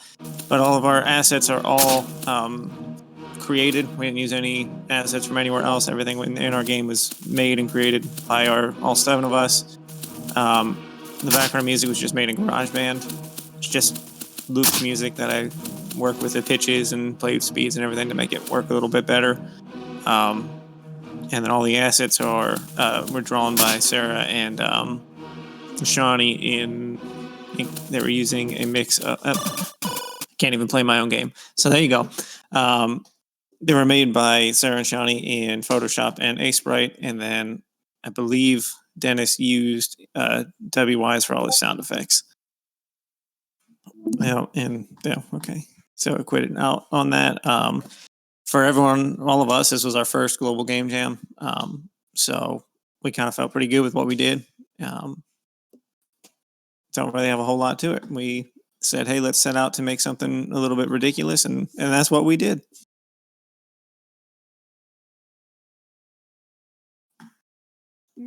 Who made your level? Who designed the levels? Mm-hmm. That would be a mix of 3 people. We had Justin, Gray, Guillermo, Harmson, and Veer, and they all designed. We actually had 10 levels and a boss fight planned, but then we realized that, we are on a time constraint and we cannot get all of that in there. So we ended up shrinking it down to 5, and level 5 was supposed to end with a boss fight, but I just could not get the AI program in time to do that. Was there supposed to be melee attack like a spear or sword in some sort of way? There was, but for whatever reason, when I would use the 2D physics to the overlay circle all, it would not track the enemies until they were right on top of you. So then we had collider issues, and you'd kill them, but then their collider would make contact with you at the exact same time. So it ended up just killing yourself. And I went through and we debugged that for about 2 hours before I said, you know what? You can jump on their heads and they die. That's good enough. Okay. No, I like the concept though. It just reminds me back of the Shovel Knight. The game that I have on Nintendo Switch. Mm-hmm. Yeah, I got that for free. Right, you're saying? We definitely pulled a lot of our inspiration from Shovel Knight and the Mario-esque kind of deal. Yeah. Oh, and Castlevania. Yeah. Yes. Yep. Right. I hope you guys pushing it because I think it'll be cool if you have some melee attack. And maybe you can bring back those games like Castlevania and Shovel Knight. I mean, those kind of games. Yeah, I appreciate it. Yeah, no worries.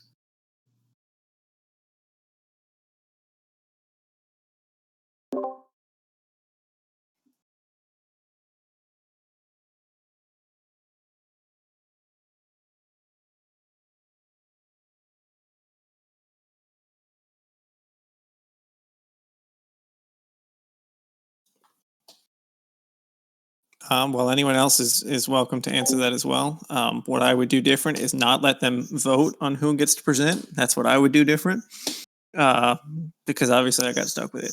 But other than that, I probably would have spent a little bit more time in our initial meeting. Like we thought we had a lot covered, and then as we went into it, there's a lot of assets and things like Sarah, did a great job. I was just randomly, like up till 3 a.m, I would randomly fire off messages to her like, hey, I need this asset. Can you make it for me? And then like 30 minutes later, she'd have dropped it out there. So definitely would have sat down and really planned out what we needed a bit more.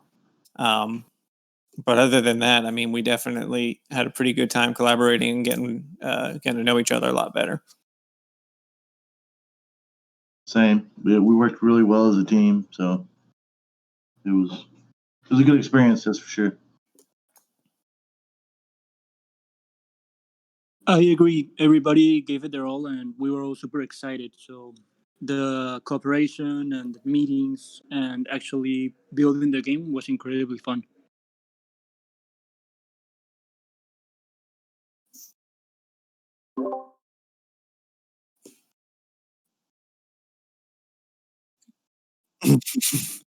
There are plenty of slimes. We went with the level that had the best of our mechanics to showcase, because we also have a cutscene in the beginning, but the aspect ratio didn't line up, so now there's just a blue box all around it, and I did not want to screen share that until I get a chance to fix that. So.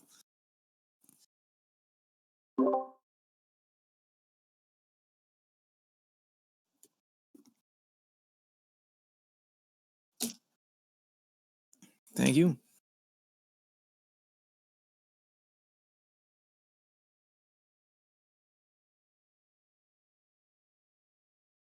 Oh boy, here we go.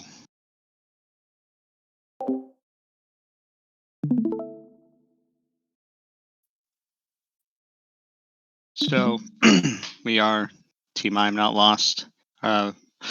Made kind of a third-person exploration game as you are a lost and found box that is a mimic, and you're running around a classroom and trying to collect these lost and found items and avoid any other obstacles that might be hostile.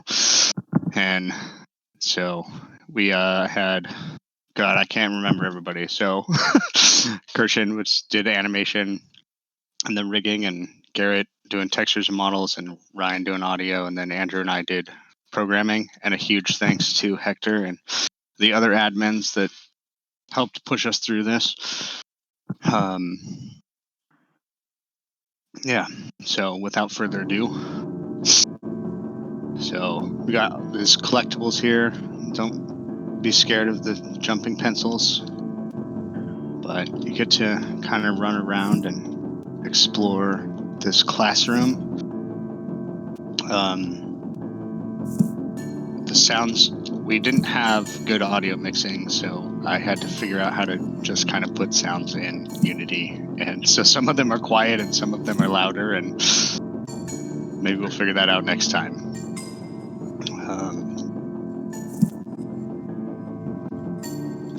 I don't know if anybody else on the team wants to put some input on things.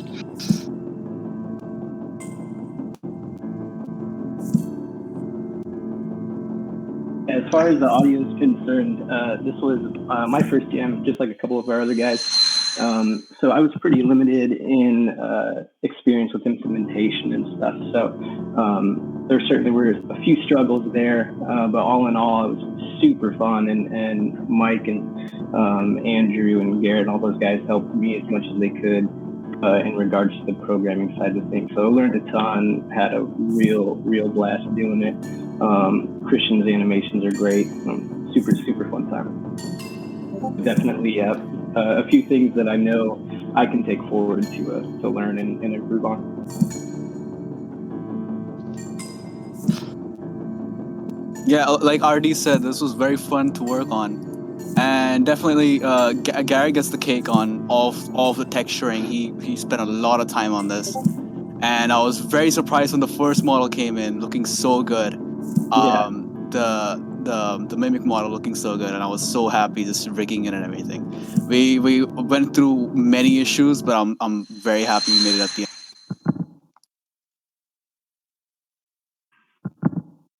But yeah, so it's a very small game. We had to cut a lot of features real fast. Most of this game came together last night.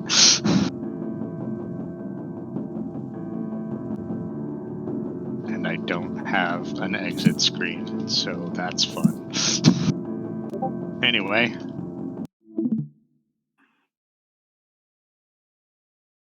Anybody got questions or additional comments? How did you guys end up making it a mimic, or was that always the plan? So I think I came in kind of late to the game as far as like planning and stuff, and I don't know, I just dropped my kids off at school or picked them up or I don't remember, and I was like, oh yeah, my kids lose things all the time, and what if we made a mimic? And I just kind of rolled with it, and everyone was like, that's amazing, so we just rolled with it. Yeah, and one of the really funny aspects to that was we didn't know what type of 3D third-person game we were making at first, and we were trying to get a character modeler, and we couldn't find one. So we knew we were going to be using objects and animate objects in animating them. And so, yeah, when the idea for the mimic came as like the main character, it was just perfect. I'm pretty sure half of our team was full of first jammers. Gary, me, pretty sure RD also was first jammer. Yeah, first time too.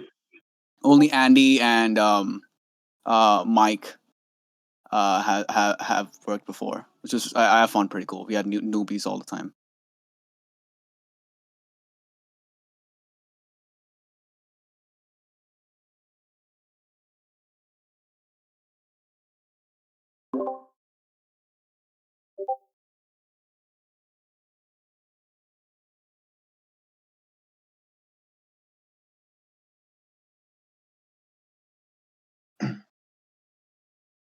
Indeed. Thanks, That Garrett. came out so good. Yeah.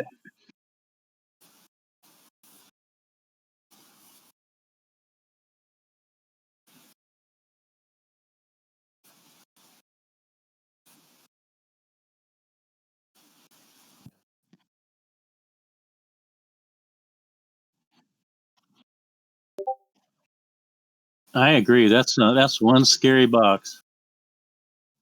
Yeah, so when I finished rigging, the curve was there, and I'm pretty sure Andy and Mike was there in the chat, and I asked them if they wanted the curve or not, and they were like, "Yeah, that adds a lot of character to it." It's kind of nice.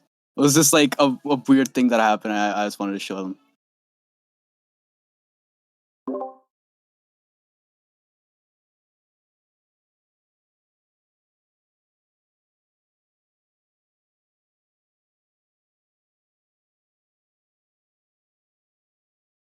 Yeah, like no one would suspect a lost and found box.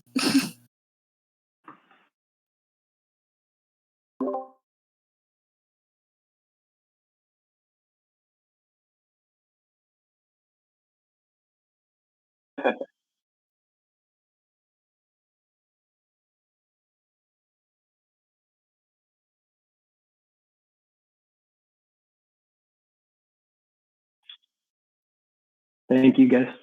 Thank you for Wait, did Arjun go? Or Boris? Yeah. That be us. Yes. Okay. We are Team Ouroboros. I'm not sure. Can you hear the music? Is it streaming properly? Yeah, I hear. What? Yes. So you can see the timer and the health? No, just your editor, but we can hear music. Okay, well that's not ideal. I will just share my whole screen. Oh wait, no, that won't work with sound.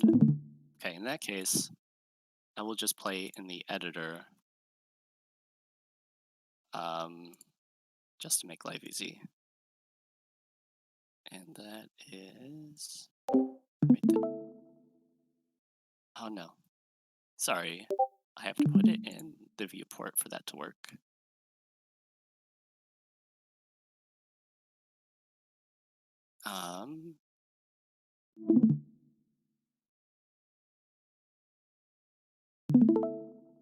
Okay, can you see it now?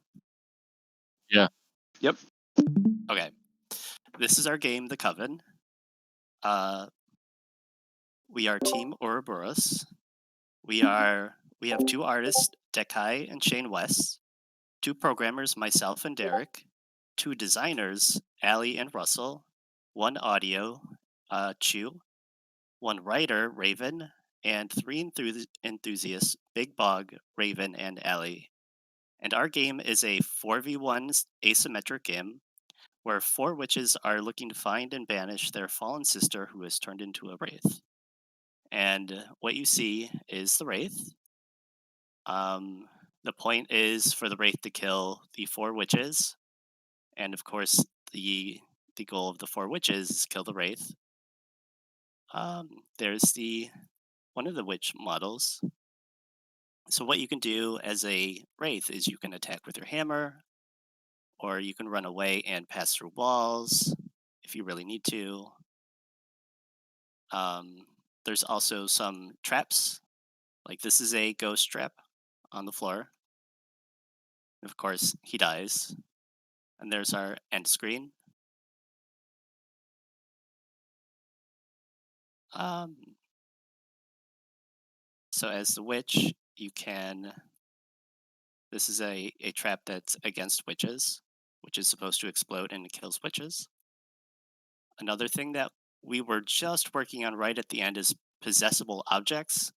And the plan for that was to have the ghost possess objects and then fling them at witches doing damage. But unfortunately, time constraints and all. And that's really about it. Here's our lovely level done by our designers. And yeah, are there any questions? The possessing does work. But you Yeah, have to it do it does. as a ghost, or Yeah. yeah, as a ghost. Yeah. Yeah, I think you have to switch to the wreath. Yeah. It's random, so I just kind of have to replay and hope. So yeah, the possession does work, so I'll showcase that. And it works in multiplayer, which is great. So you can possess his cube and just kind of like fling it around. Doesn't do damage to the witch just yet, but that was in our plans. So we were going to have like bottles and stuff that the ghost could possess around the level. Okay, so yes, that is it. That is our game. The Is your cover. game a multiplayer game? Yes, it is. Oh, now it We makes also, sense. I did not showcase our lovely main menu that has Yeah, it's some a variety. 4v1 multiplayer game. And Do you Chu guys did have matchmaking? the music for this. No, right now you just click join and then you enter in the IP address, and host is just it goes into the game. So we didn't have time to make like a lobby or anything like that. It's really neat. Yeah. Any more questions? Why did you decide to go for a multiplayer game, if I may ask? I guess we were feeling ambitious, even though most of us were first timers. We quickly learned that it was perhaps a little too ambitious. It also didn't help that turns out bugs and making gameplay wasn't our biggest issue. It was fighting with GitHub and trying to get things uploaded. It just was not cooperating. So yeah, I think what we would do differently next time is make sure GitHub was all set up before actually doing the game jam.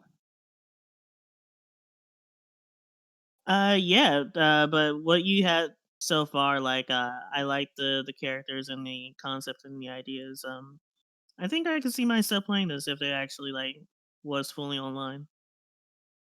Yeah, our plan, if you guys have ever played Evolve, our plan was really to have it so that the ghost would start out weak, and then over time, as it did more tasks, it would grow and become more powerful, making it really urgent for the witches to try and find the ghost early on. So we'll see if we actually continue the project. We'll see how that goes.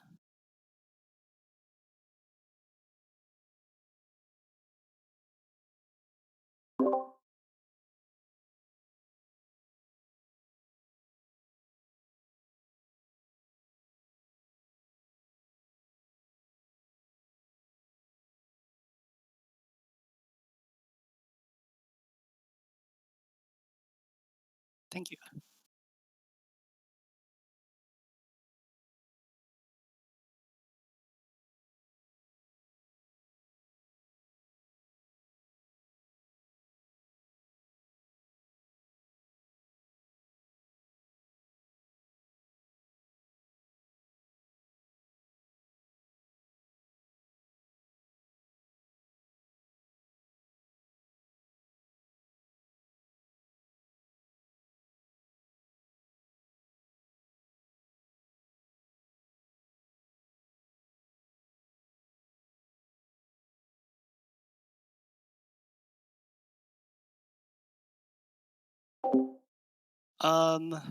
This was definitely a learning experience in terms of source control, but it was also a learning experience in terms of scope. I think next time maybe we'll like start a little smaller and then grow it from there instead of starting mid to large size and then just running out of time.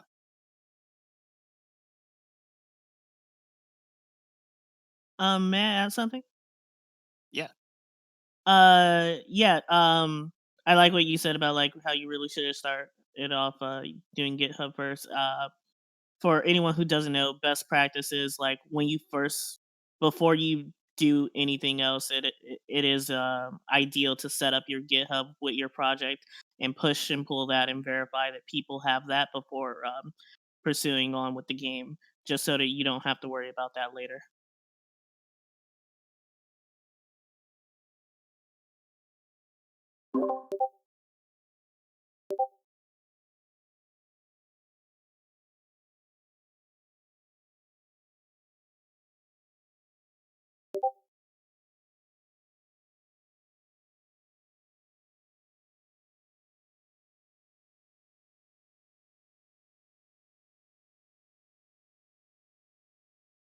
Yeah, that's us.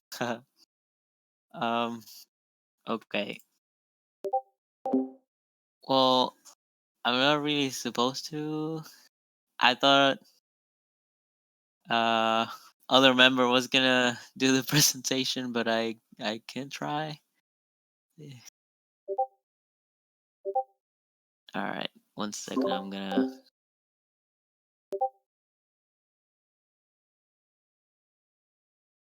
Uh, sorry, I get. I wasn't really.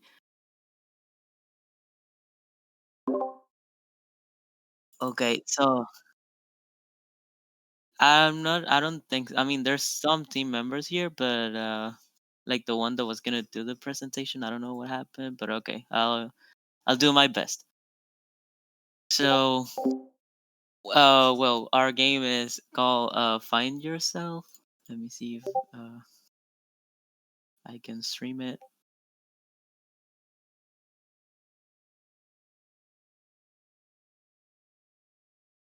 So, okay, I think it's this. Yeah, you guys can hear it? Yeah. Okay. So 1 second, it's a little bit too loud. Okay. So our game is Finding Yourself. Our team is MKHM. Our members are me. I'm a designer. Ruben Silguero is a designer too. Logan Stigler is another designer. Then the artists we have Amanda Linares, uh, Wolfgang Rujeles. Ruben Silguero also did some art. And then for the audio producer, we got Austin McMichael. I think that's, yeah. And our game. So our game is a top-down or overhead perspective game, in which the main character is looking through his memories to find his lost joy, and the game works. They The player has to find matching objects to unlock specific memories of key moments in his life that bring him happiness.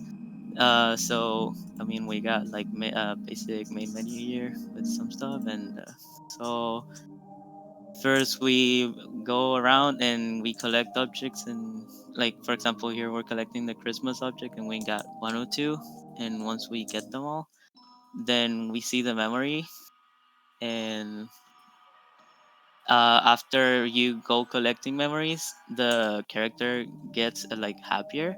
So the music also, like it gets more instruments, and I don't know how, or like what it's called, but it's like it doesn't sound as far. I don't think that's how you say it, but yeah. And we ran into quite a lot of problems in the end, but we managed to like get some stuff. Like for example, we were planning to do like more stuff for the rooms, but uh, we didn't have like enough time to for some stuff, and yeah. But so, and once we like you can see here the memories you got so far. So right now we have 3, and once we get 5 we can uh stop. I mean, you can win the game. You can choose to win the game, which is 5.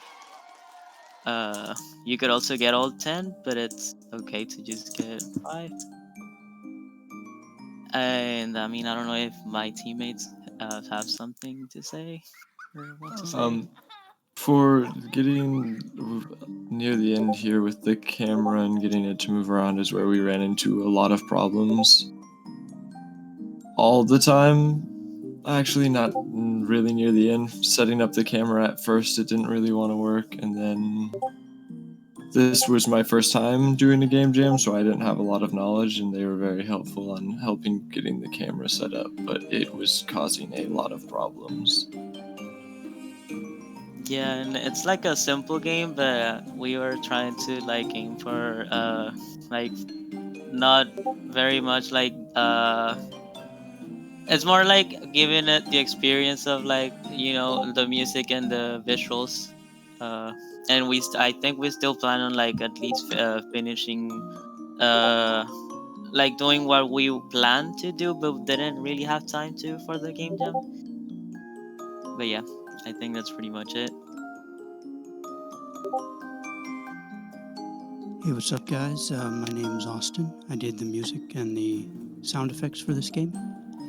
My only wish is that you play it yourself and experience it. I think we all did a great job on it. Yeah, shout out to my team. And yeah, thanks.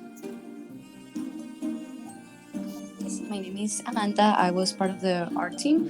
And honestly, I'm really happy with the results. I feel like there were kind of a few problems for holidays, and including myself, we all had busy schedules like, school, work, but we managed to communicate pretty well, which I think it's what leads to a successful production. Communicating with the team and trying to tackle any issues and even break some things in order to solve the game. So I think it was a pretty interesting experience. The game jam, we definitely had to work on a lot of things and iron out a lot of issues, but at the end of the day, I think it's a pretty fun game. The art part was really fun. It was something I never worked with before, so it was really interesting. But yeah, I hope you guys can get to play it and enjoy it, and in the near future we plan on keep updating it because it was something that we really like working on.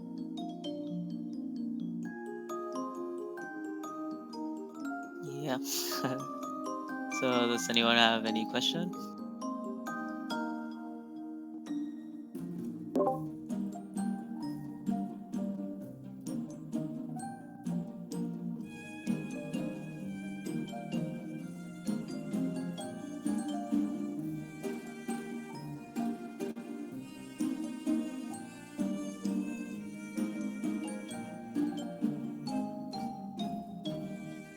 Okay.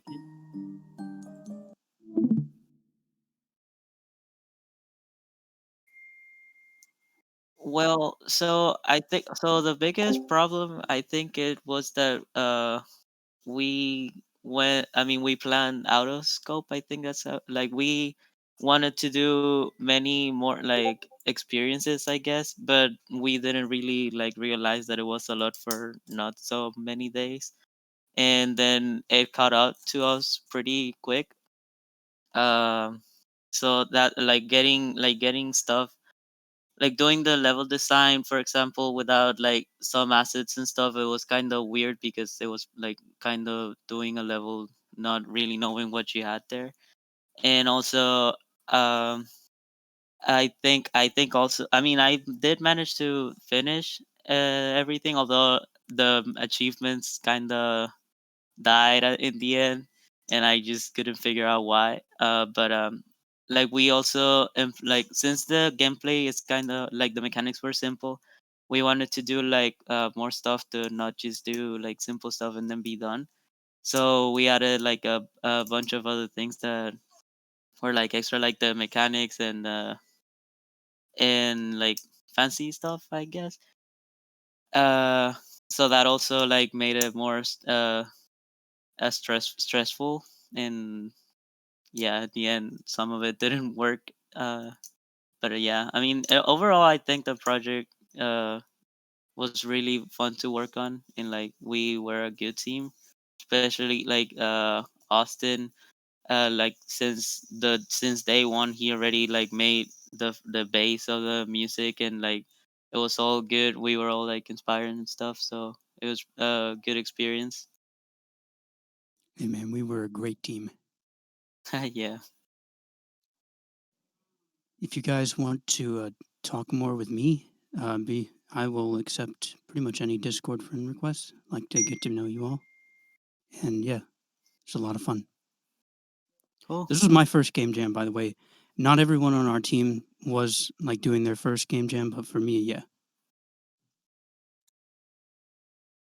Yeah.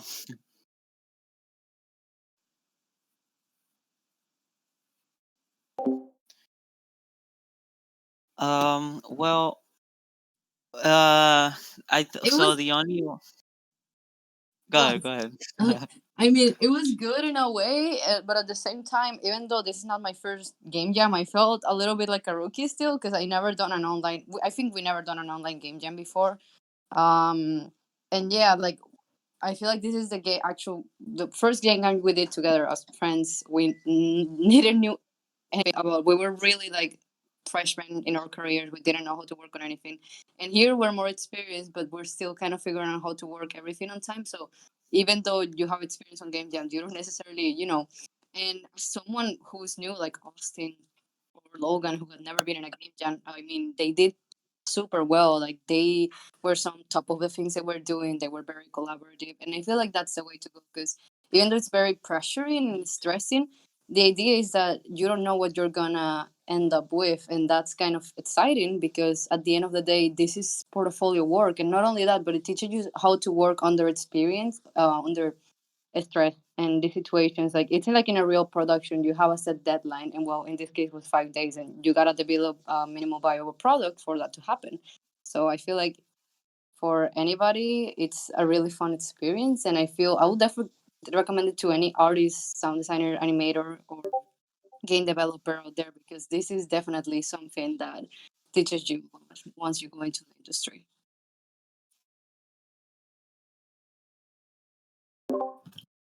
Uh,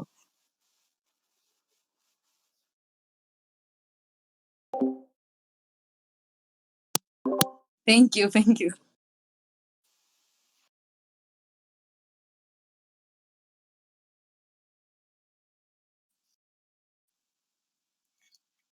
Thank you.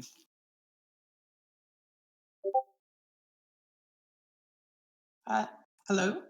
Um, this is Team Mochi. Let me share my screen real quick.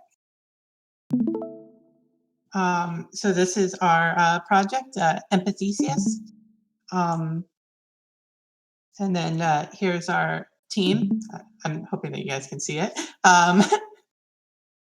So we had I guess, a reasonably sized team. A lot of us were out, but it was a really good project. So anyways, the game is a top-down roguelike.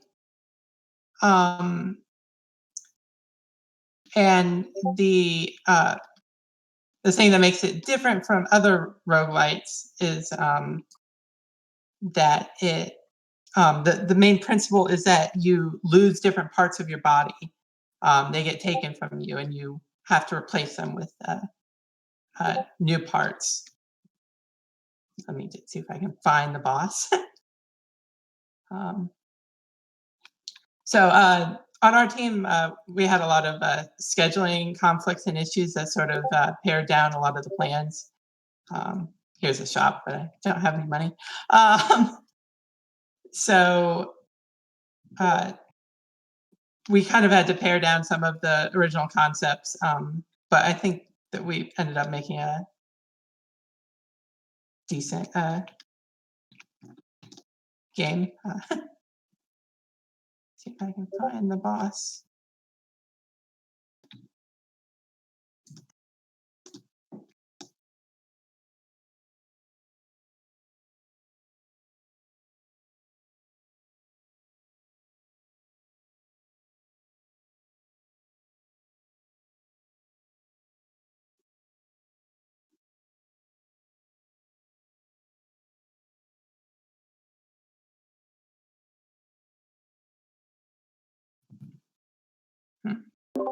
Not seem to find it.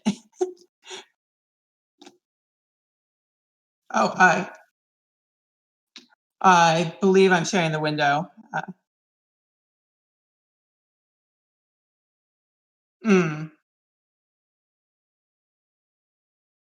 Yeah.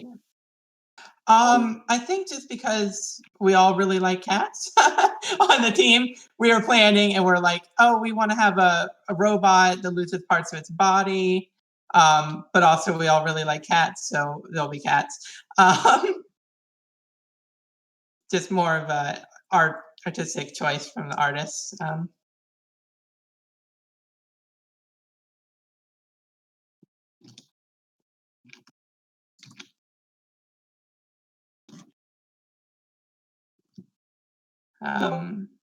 yeah.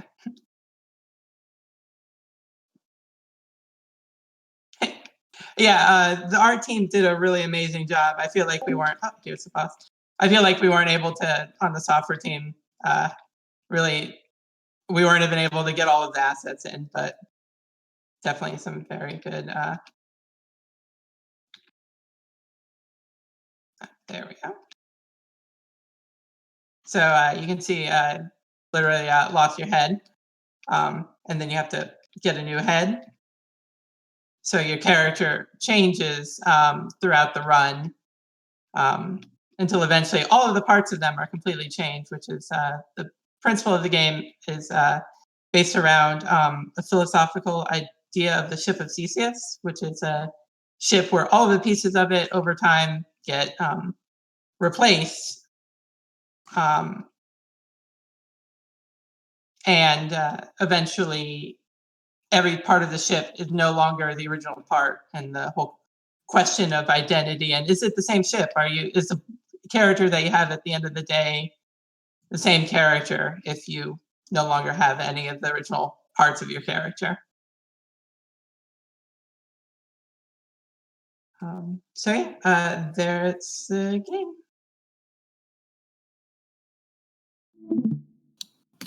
So is that all procedurally generated for the levels? Yes, it was procedurally generated. That's why I got lost. So how was the programming for that? Well, Maddie did the initial programming for it, and then I sort of modified it to actually have like proper exits, which was a little bit tricky. Just like an hour before we had to present, I realized that occasionally just at the end of the level wouldn't spawn, but I fixed that. So that eventually turned out okay. Unfortunately, we didn't have enough rooms designed, so that's why all of them were the same. But yeah. Since you had a procedural level, how was testing?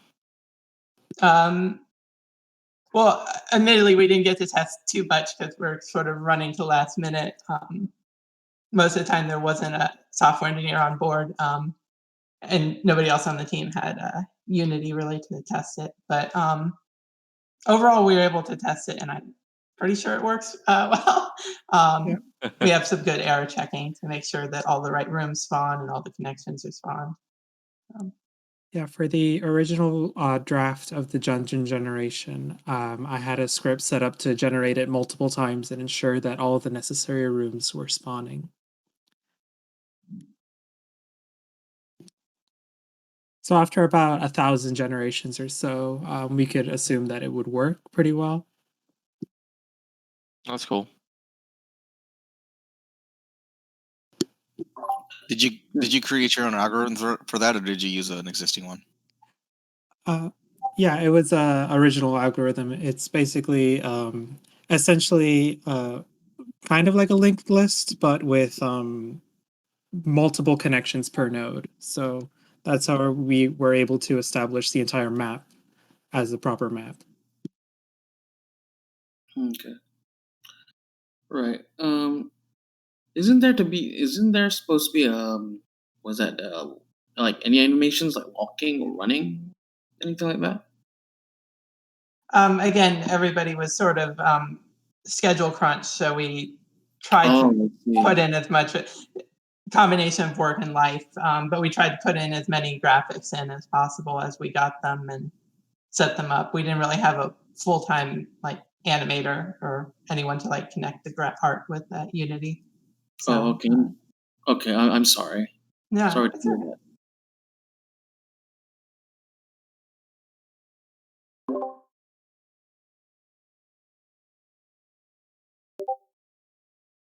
that. Quite possibly. I'll have to talk to the team about that.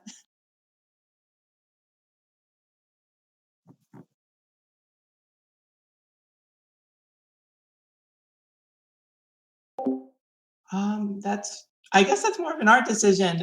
We were just talking about like an appreciation of like archaic robots, like ancient robots and all of that. A lot Lots of of anime our references. yeah, a lot of our inspiration came from Studio Ghibli, Castle in the Sky, that kind of aesthetic. Yeah, so a lot of the robots in the concept were kind of based off the Laputa. Yeah, Castle in the Sky. Did it disconnect?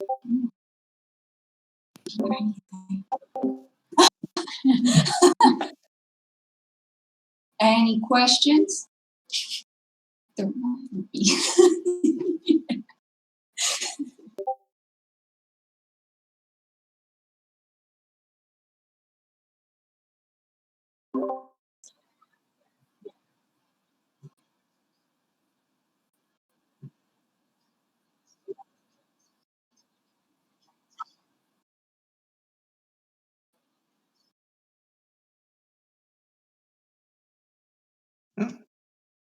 Yeah, that's all credit to wonderful art team.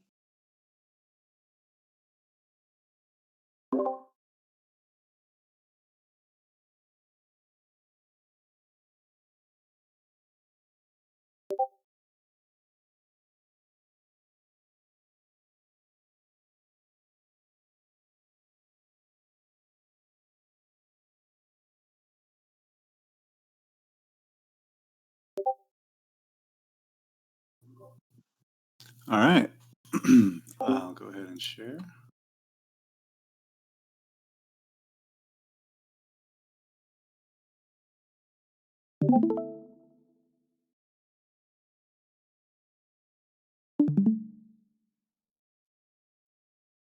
Okay. So our game's called Company Man. You guys still see it? Yep. Cool. So we're a team of 3 people, and we tried to create a corporate dark comedy. It's like a mildly branching mystery, and it's kind of game where if you want to pay close attention to what you're seeing and hearing, and if you've ever played a game like Her Story or Telling Lies, it's kind of inspired by that style of what we call an operating system game. Honestly, a big reason for that is I'm the primary designer and developer, and I'm okay with Unity's UI system, and that's really where I'm best. So basically, the whole game exists in UI space. So quickly pull up the credits here. This is our 3-person team. Design and writing, basically everybody did their bit. I did all the development. A couple of us did voices, and Rob did what I think is the best part of the game, which is our opening video, which I'll show you in just a second. It does a great job of establishing the kind of corporate tone that you might expect from working at a small but sort of top-down controlled company. So just go ahead and hop in. We can take a look at what that is. Welcome, intern. You are the newest member of the L&F Commodities family. As an unpaid intern, you'll come to think of your 80-hour work week as a luxury, a walk in the park of revenue building.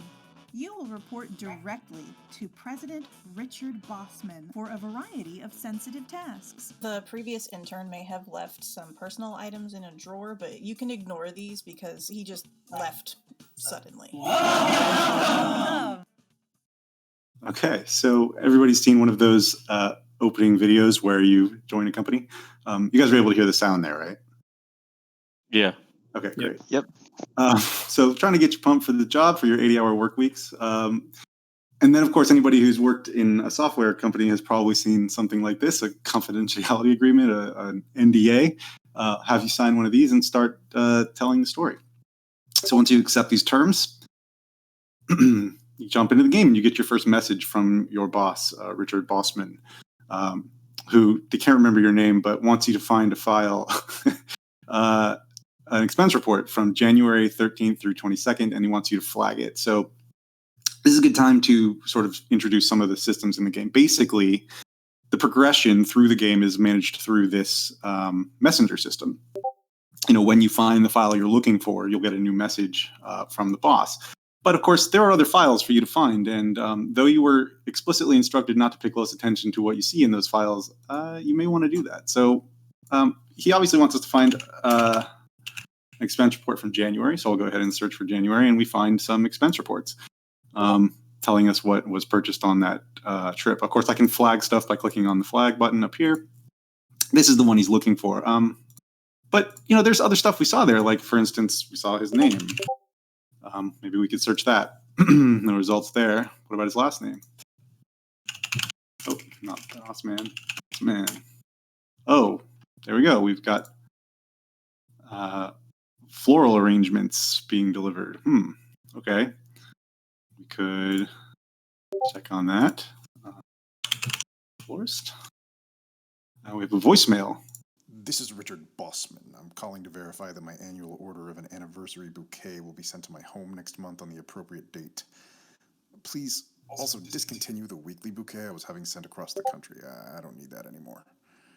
However, I would like to add a new weekly bouquet to a different address that I'll deliver the next time I'm at your shop. I want a note on that arrangement. Just write, "To my songbird." Your discretion is appreciated. Please call if you have any questions. Okay, so learn a little bit about his personal life. But let's give him what he wants. Go to the January and flag his expense report here. Pretty specific things he's getting there, maybe interest. Let's flag that and close our search. And oh, look, we progress. So very nice work here, he says. He wants you to find a couple more text messages and a search history log. Everybody knows their search history is the sort of thing you don't want getting out. So we'll search for those texts. Okay, got a couple of texts here. Oh, this requires a password. So we're going to need to hunt around to find a password to get in there. We're already about a third of the way through the game, so I won't push it too much farther. But it is worth considering what else you might be able to find by searching for other things. So a name we've seen a couple times here is Jessica. Okay, well, we got a lot of things here. Oh, password hints, Jessica's like list. Let's check that. Oh, password required. So there's some stuff to look for here. More voicemails, lots going on. So we're not trying too much to make you relive your life in any sort of a corporate cubicle environment, but there is a fair amount of dark comedy and fun to be found there. So Irene did an excellent job of writing the characters here and providing some fun stuff for you to sort of poke through. Honestly, it takes probably about 10-15 minutes to play through the whole game, so I hope some of you will give it a try because though the passwords may seem like a stumbling block, you'll find the answers, I think, fairly quickly. And then at the end, you get to make an important choice about how you're going to handle what you've learned about Richard Bossman and his company. So yeah, I think that's it. Going forward, some things we might want to do. Oh, I do want to point out that we did use a couple of things here. I used Playmaker to program the UI, and that voicemail spectrum you saw, the waveform. That's a free asset called Simple Spectrum. If you're looking to try that, I'd really recommend it. It's really good. We did have two versions, though. We have the Windows version, which is what I'm showing you here, and then we also have a version that you can play on itch in a WebGL format. But WebGL doesn't handle video very well, so that one cuts out the video, and instead that's up on YouTube for anybody who wants to watch that. And the Spectrum doesn't work, the waveform. So those two aren't in that, but everything else works the same way in the online version. So if you're going to play it and you have a Windows machine, I'd encourage you to download the actual file and check that out. But if you are on a Mac, you can always play it on itch, and that should work too. Going forward, we would like to add more stuff. I'd like to refine the search terms. Like, I searched Richard there, nothing came up. Obviously, that should bring stuff up. Richard's name shows up in a lot of these files. There's plenty more we could do here. Introduce more characters and storylines. We could expand this quite a lot. A 15-minute game isn't all that much, so we could really go a long way here. I think that's pretty much it. I hope you'll give it a try. If anybody has any questions, I'd be happy to take some.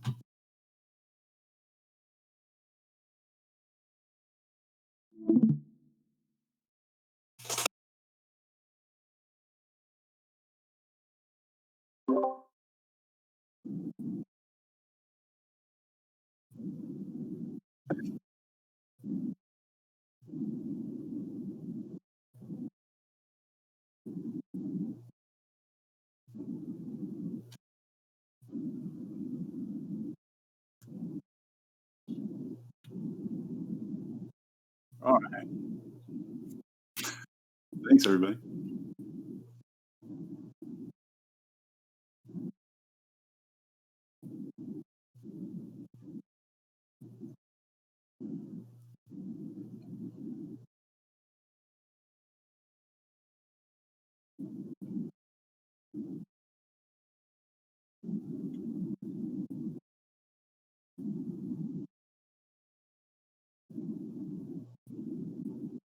Yeah, the video is my absolute favorite part of the game.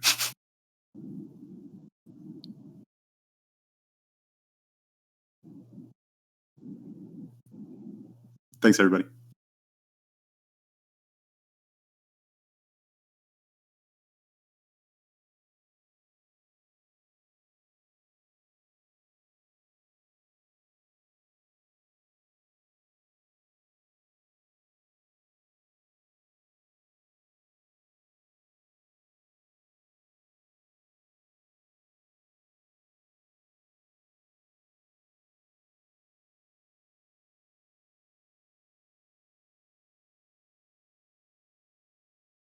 We are ready.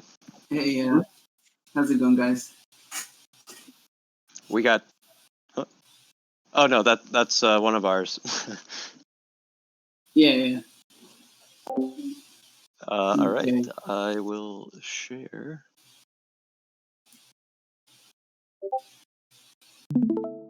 Okay, cool. All right, so what's going on, guys? We are Studio Syro. We're a VR production company. Well, we mainly work in VR, and we do animated content. But yeah, it's like our first jam together since forming the company. So we thought we'd join one in Florida, since it's like where we based the whole company in the first place. So yeah, we're about seven deep. We've got five artists, two dev capable people, and then we all basically took on a bunch of other different roles here and there and stuff. But like, yeah, so our main choice of, like, I guess, creating games and stuff and creating content is through Quill. I don't know if you guys have heard of it, but it's basically like a VR painting app on the Oculus. So what you're going to see is kind of like our group's combined result in it. But yeah, so get into the game. It's on our game is called Snap Squatch, and basically we took on the whole Lost and Found theme, kind of like figuratively, thematically, with the fact that, like, you're a photographer. Yeah, like a photographer on a, like, conspiracy social media, like, app, and you find a lead that there might be Bigfoot, like, in like a certain location. So the player essentially starts off in that location, trying to take photos of Big Feet. The catch is that the photographer is going to find not just one Bigfoot, but millions of Bigfoot. So like, so that's the fun bit about the game. Yeah, run it, Nick. Let's check it out. We're running. It takes a while to load. Oh, all right. Then in the future we'll put like a loading screen. So yeah, so as you can tell, like, a lot of the assets, we kind of just burn through it like really quickly because Quill is just that type of medium. Like you can paint so fast in VR. So we managed to get like a bunch of big feet. So I might as well just like start talking about the scene, right? Like we threw in like big feet, little feet, tired feet, game interactions with like rocks, some that hide and stuff. And all of these are man, like super quick to do on the fly. Like sometimes it take like 30 minutes and stuff to like set up. And it's really just up to like Saunders to kind of just instantiate them and then apply like a point system to them. So as you can see right now, he's like spamming the camera to kind of just like, just get as many like points as possible, because by the end of the game, the game logic will kind of like tally up the best photos that he's taken and then create like a score system based on that. Now we're heading into a cave system, so there's bat foots in there, and you can trigger them and get more points if you like, activate like their animations and stuff. So it's like a mix of just taking photos, trying to line up the shot right, like hitting dead center on where they are, and then like getting as close as you can to it. So you might have noticed Nick kind of like zooming in really deep on some of the characters, so that you can get like a really nice shot when you lean in. Right now he's activating the ghost so that he can get like the super ghost, which obviously gives him even more points. So that's kind of like the little interaction things we tried to throw in. Oh, this guy's fun. If you don't disturb him, if you don't throw a rock at him, he transcends. So I guess we will call him Transcend Foot or something. There we've got some fish foots. We've got some. I might as well start talking about the environment and stuff. So, the team is kind of split up into like two main artists doing characters and stuff between me and Nick Ladd. That's me, Sneaky, and Ladd. And then Felix took on a lot of the environment, so he gray boxed the whole set, got the whole set all done and stuff, and tailored it. And then Saunders essentially received all these assets, and then just kind of like did his magic with like the scoring system, the setup. And then Pete, he's basically the producer of our company. He's pretty tech savvy with like Unity as well, so he worked on this camera shader, so like the whole filter of everything. Oh, okay, we're getting to the end. I should probably let this one kind of just be its thing. But so at the end of the journey, you find the king foot, or like Albert the albino, and he kills you. So yeah, that's Snap Squatch. So when the game finishes, all the photos that you take get routed to this kind of like fake, the fake Snap Squatch app, and it'll pick your best scored photos depending on like what Nick's game logic was.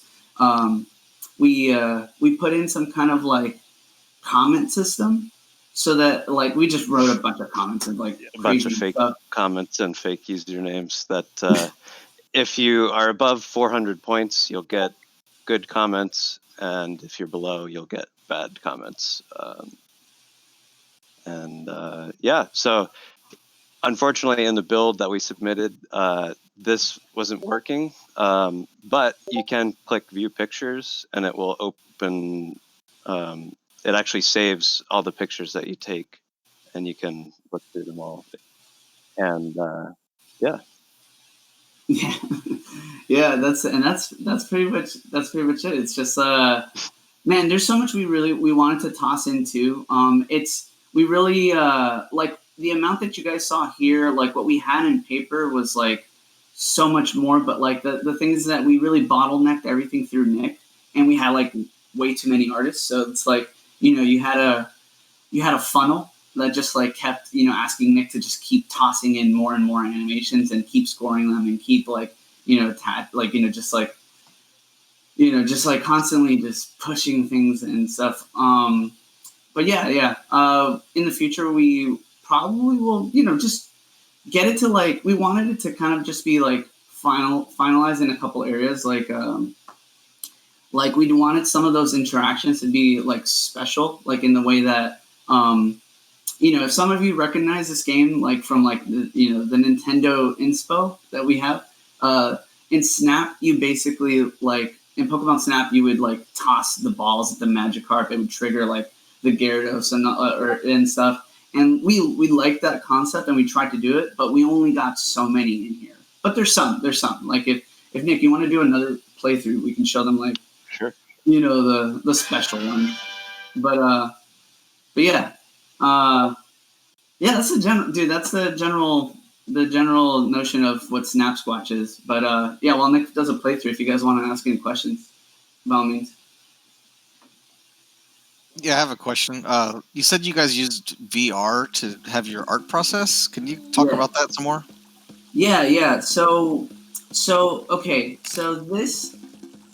this program that we use is kind of like the teams, like the 5 artists that we have on the team. It's like our program of choice because we're all just a bunch of like 2D, 3D types that like all gravitated towards it. Like when Oculus launched it, like a few years back. Because of like literally how much you guys are seeing here, right? Like all of this stuff that you're seeing is only because we use Quill. Like Quill is such a fast way to throw down like color, shape, and form in like one stroke. So like if you look at the spider legs or the characters and stuff, all of that is just like one noodle essentially, right? And that's and yeah, it speeds up everything. So, and then they introduced animation later on at some point, and that just made Quill like explosive because then you could animate as fast as possible in VR while looking at your art and all that stuff. It's so fun. I highly recommend it if you guys are just interested in art in general because you can approach like Quill in so many different ways. Like you can think about it as a 3D space. You can think about it as kind of a look behind what an animation looks like. Basically in Quill, every frame of animation is a different mesh. So all the animation is doing is sliding through and turning on and off the meshes. And so with that, you can do so much if you get your scale down correctly and can just do it real quick in VR and export it, and then it's in the scene and animated. So is this a Unity plugin or is it like an external program, and does it export to FBX, or how does that work? Yeah, so I mean, it's basically like Maya, right? Like it's like if you were to use Blender or Maya or any other 3D program, you export your FBX, you send it over to Unity, and it's identical to that. Like we'll be in the app, we'll finish our drawings and our animations, we'll export it from the app, and then it'll be directly connected through the Git over into Nick's project folders, and he basically just has to pull and then just implement like straight away. So yeah, a lot of what we do is kind of like it comes from a lot of our like previous experience with like using Git, like in trying to speed up our process constantly. Because that's really what our team tries to like strive for, like in our other work, is like try to, speed run literally art and stuff just constantly. So so I mean, you can't speed run this game, but you can, we took the approach of speed running, in general. But that's it's like 3D information, just like any other program. And you have to use vertex color shader because Quill assets have vertex color. Right. Yeah, like you can't really texture these because they're they're just like it would be a mess if you tried to like UV these things because it literally is like a bunch of spaghetti essentially. But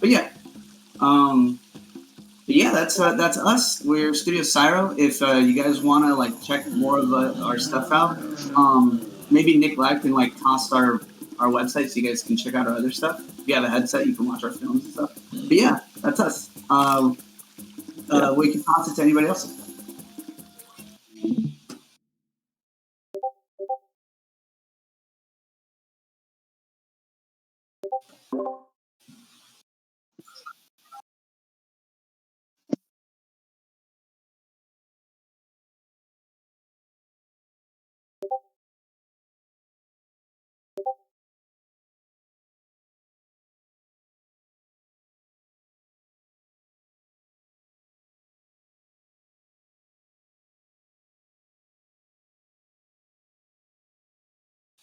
Thanks, man. Thanks. Yeah.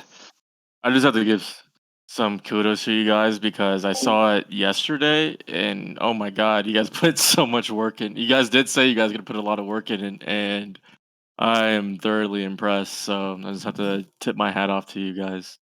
Thank you. Yeah, it was a mad dash at the end to get everything in, but came out pretty good. So yeah. Okay. Sure.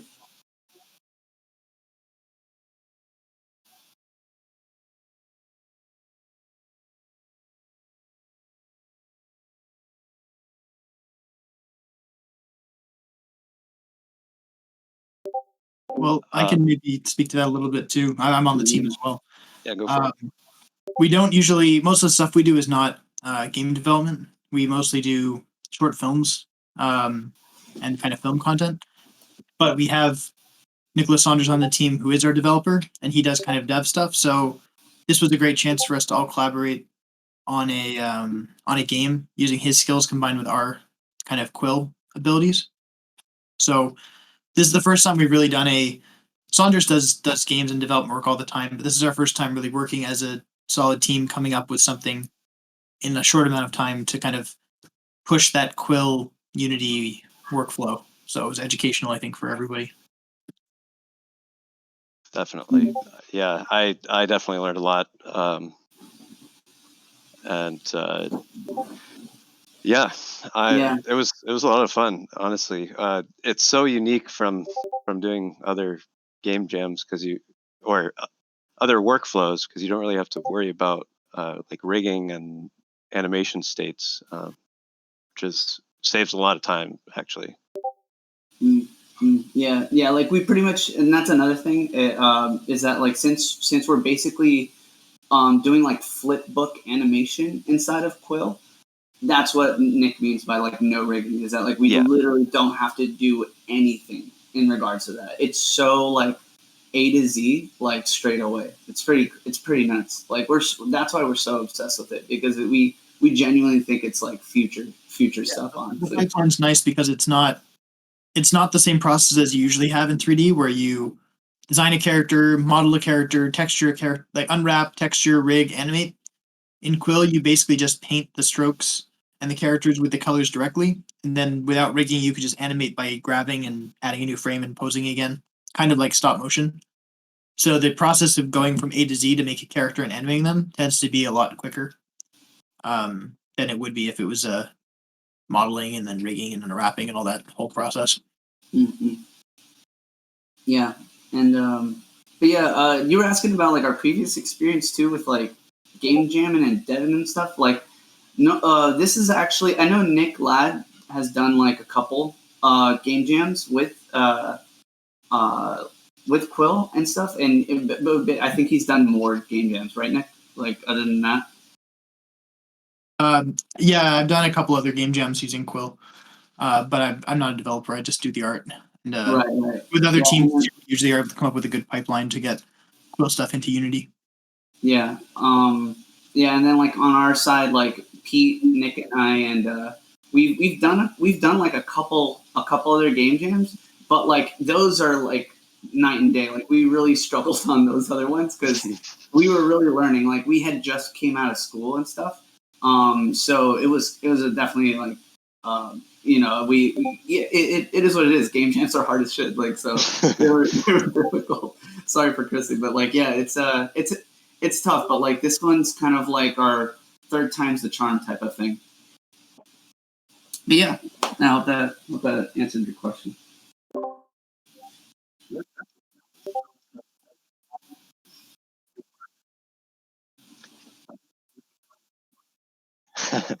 Great. Yeah, thanks everybody, and kudos to everybody else in your games. And yeah. Yeah, great stuff Yeah, so on to our far, next. guys.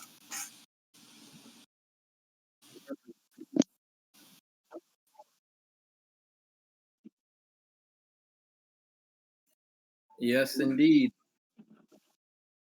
Share. All right. Am I coming through? Mm-hmm. One second. Let me put on my headphones. Hold on, technical difficulties. All right, I got my headphones on. Do you guys hear me and the game as well? Loud and clear. All right, awesome. So this is Dino Roar. Our team is Dream Bacon, because who doesn't like dreamy bacon? We started on Friday. Our team is composed of 2 developers, an audio designer, a composer, all in one, just one person, a designer / UX UI, and 3 artists. Most of the team is actually Full Sail alumni from both game dev and art. So with that said, we chose the theme was lost and found. So we lost our voice because we're dinosaurs and we like to roar a lot.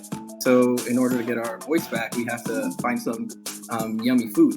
But one of our diversifiers was actually the theme song and yelling. So instead of me telling you about it, how about you just listen to the theme song? Tutorial theme song activate.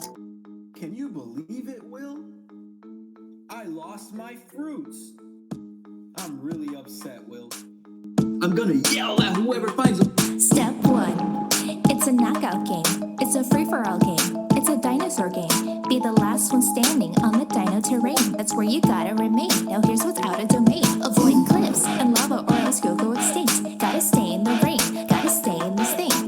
To attack you gotta scream. Get your enemies off your screen. Use your voice to knock them back. That is how you must attack. Scream too much, you'll lose your voice. Pick up items, get back your voice. Water to the watering hole. Drinking you will full hole from the watering hole. Apples, pull up to the tree. Eat an apple you see from the apple tree. Don't take my food, I'm gonna yell at you. Don't take my food, you're gonna be through. Don't take my food, I'm gonna yell at you. Don't take my food, you're gonna be through. You're gonna fly off the cliff, you're gonna fly off the cliff. If you touch my yummy berries, fly off the cliff. You're gonna fly off the cliff, you're gonna fly off the cliff. If you touch my yummy berries, fly off the cliff. I was like,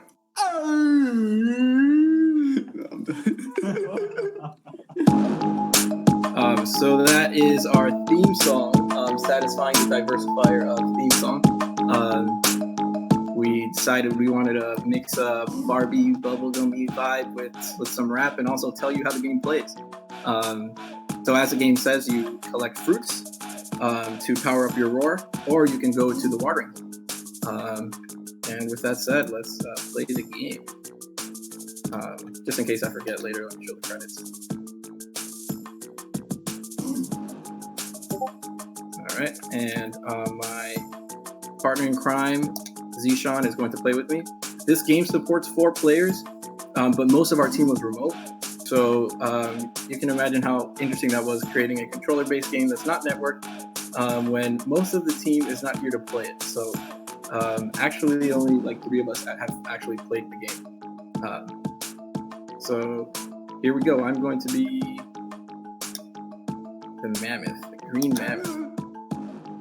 All right, so I had a water shader and it broke, so excuse that. So I am the mammoth, the green mammoth, and I can pick up these fruit and then I can yell. You have a weak yell, and then you can also do a level 2 yell. I have a cooldown here, so I can't get the fruit. Go into the watering hole. And now I have a level 3, and it's usually a louder yell. And Zishan, if you want to show your yells as well, they're different yells. We had 4 members of the team do the yells, so each character has their own yell. And now let's play. Let's try and knock each other out. So you want to yell at the other player because they're eating your berries. And like the song says, you eat my berries, you're gonna be through. I'm gonna knock you off the cliff.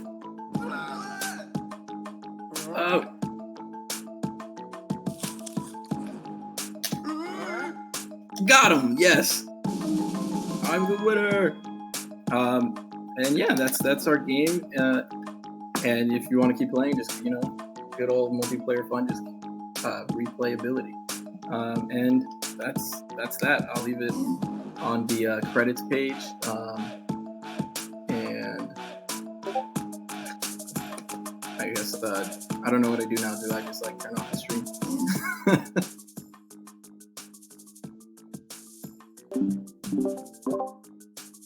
So who came up with the idea of Dino's Roaring?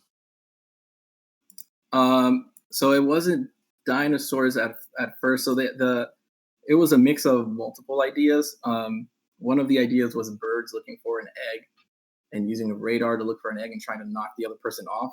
And whoever finds the most eggs wins. And then another idea was, well, instead of looking for something, what if you're looking for your voice, right? You lost your voice.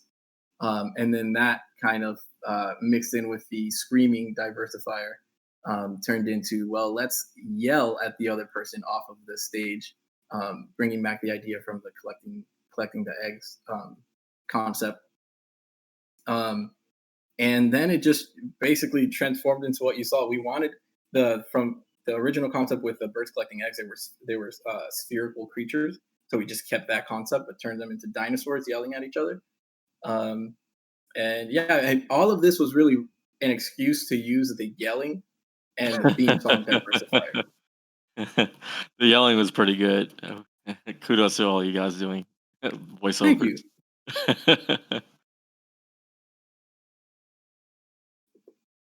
Yeah, it was fun doing all that yelling in the other room while the rest of my team is working. I'm just next door, just yelling at the top of my lungs. It was great.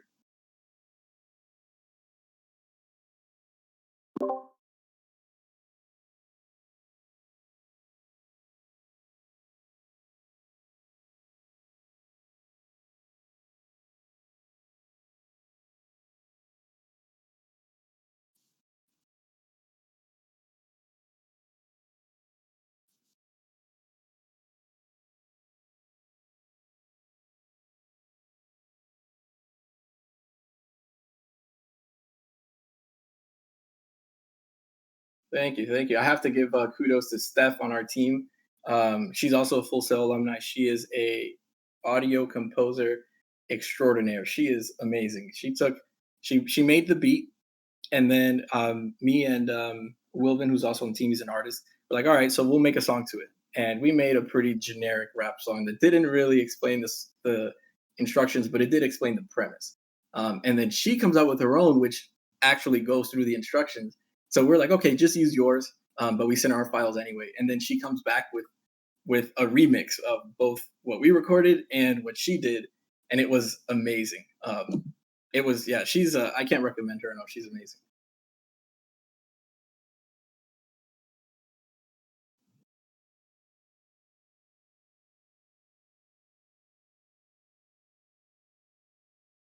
Mm-hmm. Yeah, she had me thinking I could be a rapper. I mean, so whenever I hit it big, you guys know where you're going first.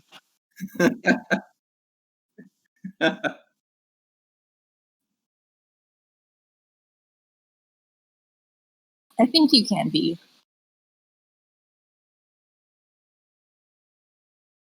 Thank you. Yeah, that was pretty fun. I wish we had 2 more players to join us, but COVID and everything. Because the other 2 yells were also pretty funny, and they're all random. There weren't. There are at least 4 to 5 yells per stage of your screaming level. So there's a lot to go through. Like you could just sit there and just spam this button and hear hilarious yells.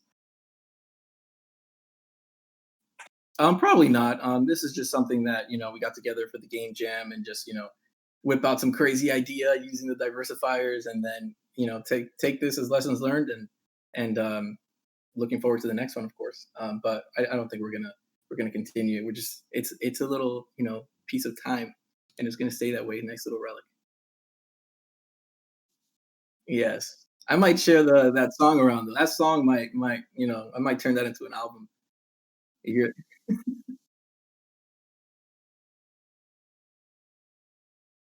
Oh, the song? Hey, Steph, I know you're in this chat somewhere. There you go. If you guys all listen to that song on her SoundCloud, then maybe she'll get 5 pennies instead of the usual 2 that Thanks, Anthony. got you. I'm gonna turn you into a rapper. Awesome. Thanks, everyone.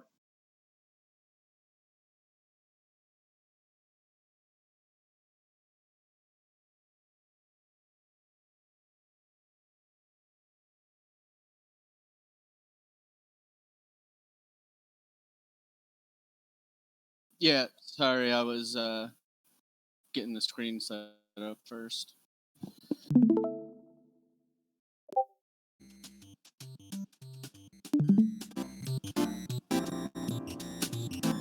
So we're Team Dev Stonks, and we came up with Gary the Rescuer. Going over the credits first, I'm going to butcher everyone's name, so I'll just let you read them. We only had one artist, Matthew. He was amazing, and like we could literally just be like, "Hey, we need this," and then like some other teams have said, like their artist was just like, "Okay, here it is," and we're like, "Oh, awesome, cool. Next thing, add this and stuff," and we went along. Also, Dang for the UI, he did awesome job fixing everything. I did a horrible hack job, and he went in and made everything amazing. So we went with Gary the Rescuer because we actually had a lot of ideas kind of going out at first of like geocaching was one of our ideas. Like, I don't know if you guys know what geocaching is, but you go and you get like GPS coordinates and you find some random thing out in the wilderness and stuff. And then we were just kind of talking, throwing out some more ideas. And then I don't remember who, but someone came up with the idea of, well, like Sonic came up and we're like, okay, like Sonic goes at the end of the level and he cracks the little shell open and all the animals run out. We're like, well, who collects all the animals and like who cleans up after like when the heroes come through and like destroy stuff? Who's the person that has to come through and clean that up? Well, that's you. You're Gary the Rescuer. And it kind of it went from we're collecting them to cage them up, and it was more of, well, we're a rescuer and we're collecting these animals to take them to a different area, but then like a hero comes through and doesn't realize that you're actually trying to help these animals, and they break the cage open and the animals run loose, and you're like, gotta go collect them again and stuff. So we have our instructions on how to play the game. This is Gary.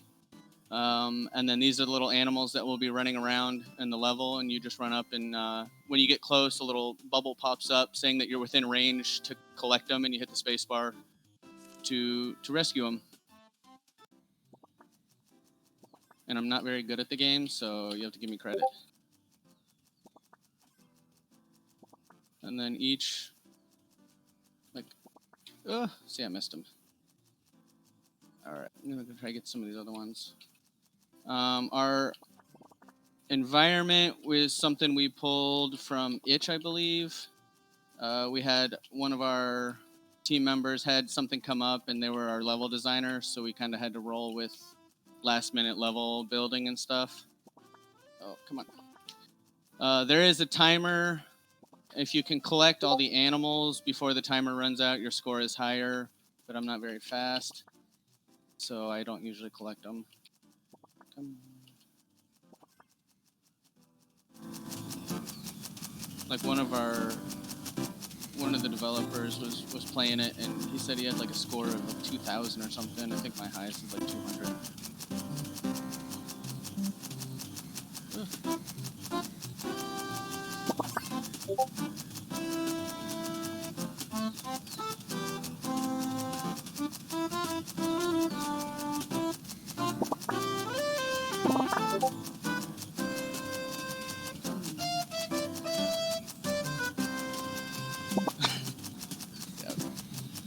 tricky.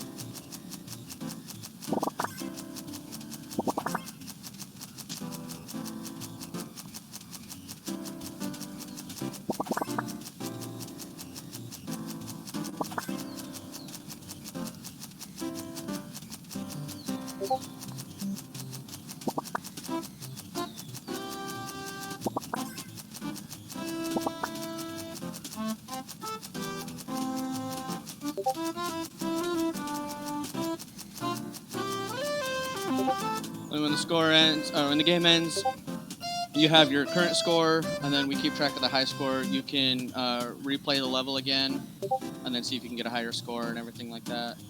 And you can go back to the main menu and go from there.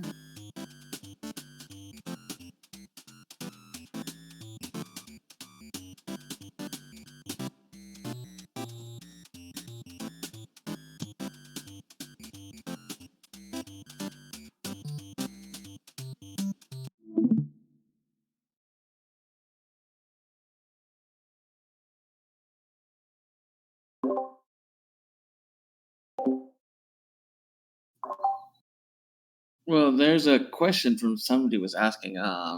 Yeah, yeah. So, what's the synopsis for the game again? Is it Gary the good guy, or is he supposedly to be kidnapping the animals or rescuing them? Yeah, I'm not So sure. it started off that he was like kind of just collecting them up, and then as it was going, we were like, no, we want him to be like a rescuer who's trying to rescue these animals, and then take them to like a better, like he's relocating the animals to a better environment. But then some hero comes through, like our biggest inspiration was like Sonic, how he releases all the animals. So then like Sonic comes through, but he doesn't know what you're doing. He just sees you caged up all these animals, so he breaks the animals out, and then they get lost. There's other sources of inspiration, but the idea was basically you work somewhere, the unseen hero destroys a bunch of stuff, animals are now out and about, and you need to regather them. So it's not meant to be like you are a villain per se in this particular case. Yeah. Well, I can give you guys a suggestion. Maybe like have like a text. Let's say the bulldozers are coming. They're taking over the land or something like that. Or there's a fire going on, deforestation, for instance. Yeah, I mean that's just a suggestion that I can give. I mean, but it's up to you guys. Yeah.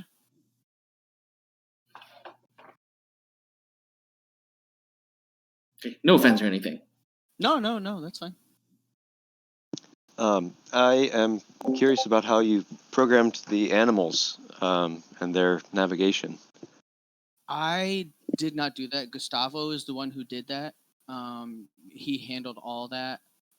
So the one part of it that I do know is the animals when they go to like we call it the Gustavo hiding is spot. here. Yeah, Oh, is I he? was watching Okay, through. there we go. Actually. Yeah, Okay, go ahead. yeah, I was watching through Twitch, and then I saw there was a question for me. Did you get the question? Or It was something about how I programmed the animals, right? yes, yeah.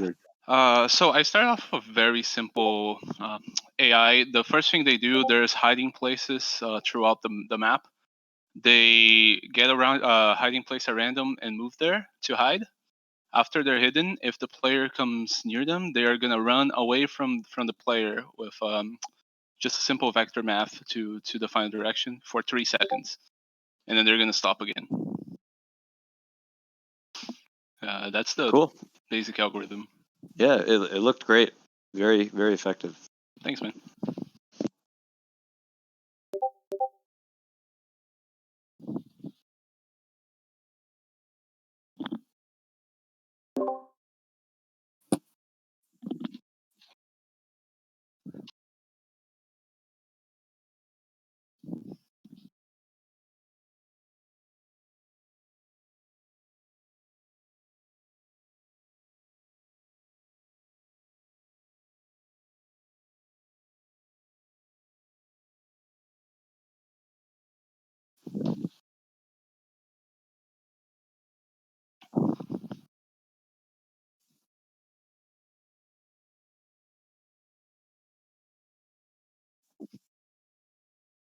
Yep.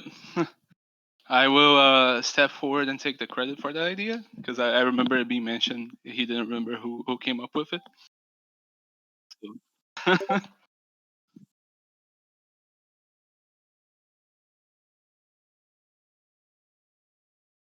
True, true.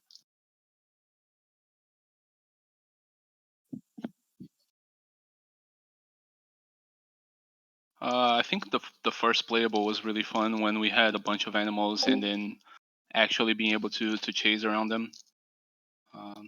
That's a lie. I think my first my the best part was when I sent it to my friends and they were competing for a high score, and I was like, oh, okay, I made a game that people are actually enjoying. This was actually my first game jam, and so I was very nervous on me being able to contribute. But I ended up having a lot of fun. I found it to be a lot easier to work with the team and everything like that, and just like for me, the whole experience was very enjoyable.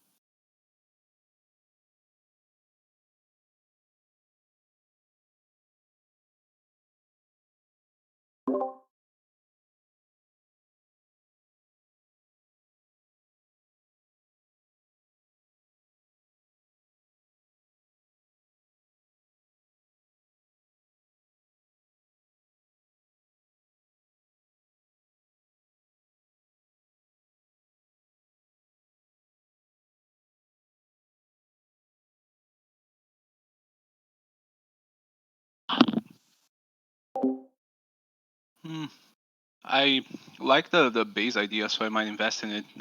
Probably start from scratch though. I don't know. We'll see.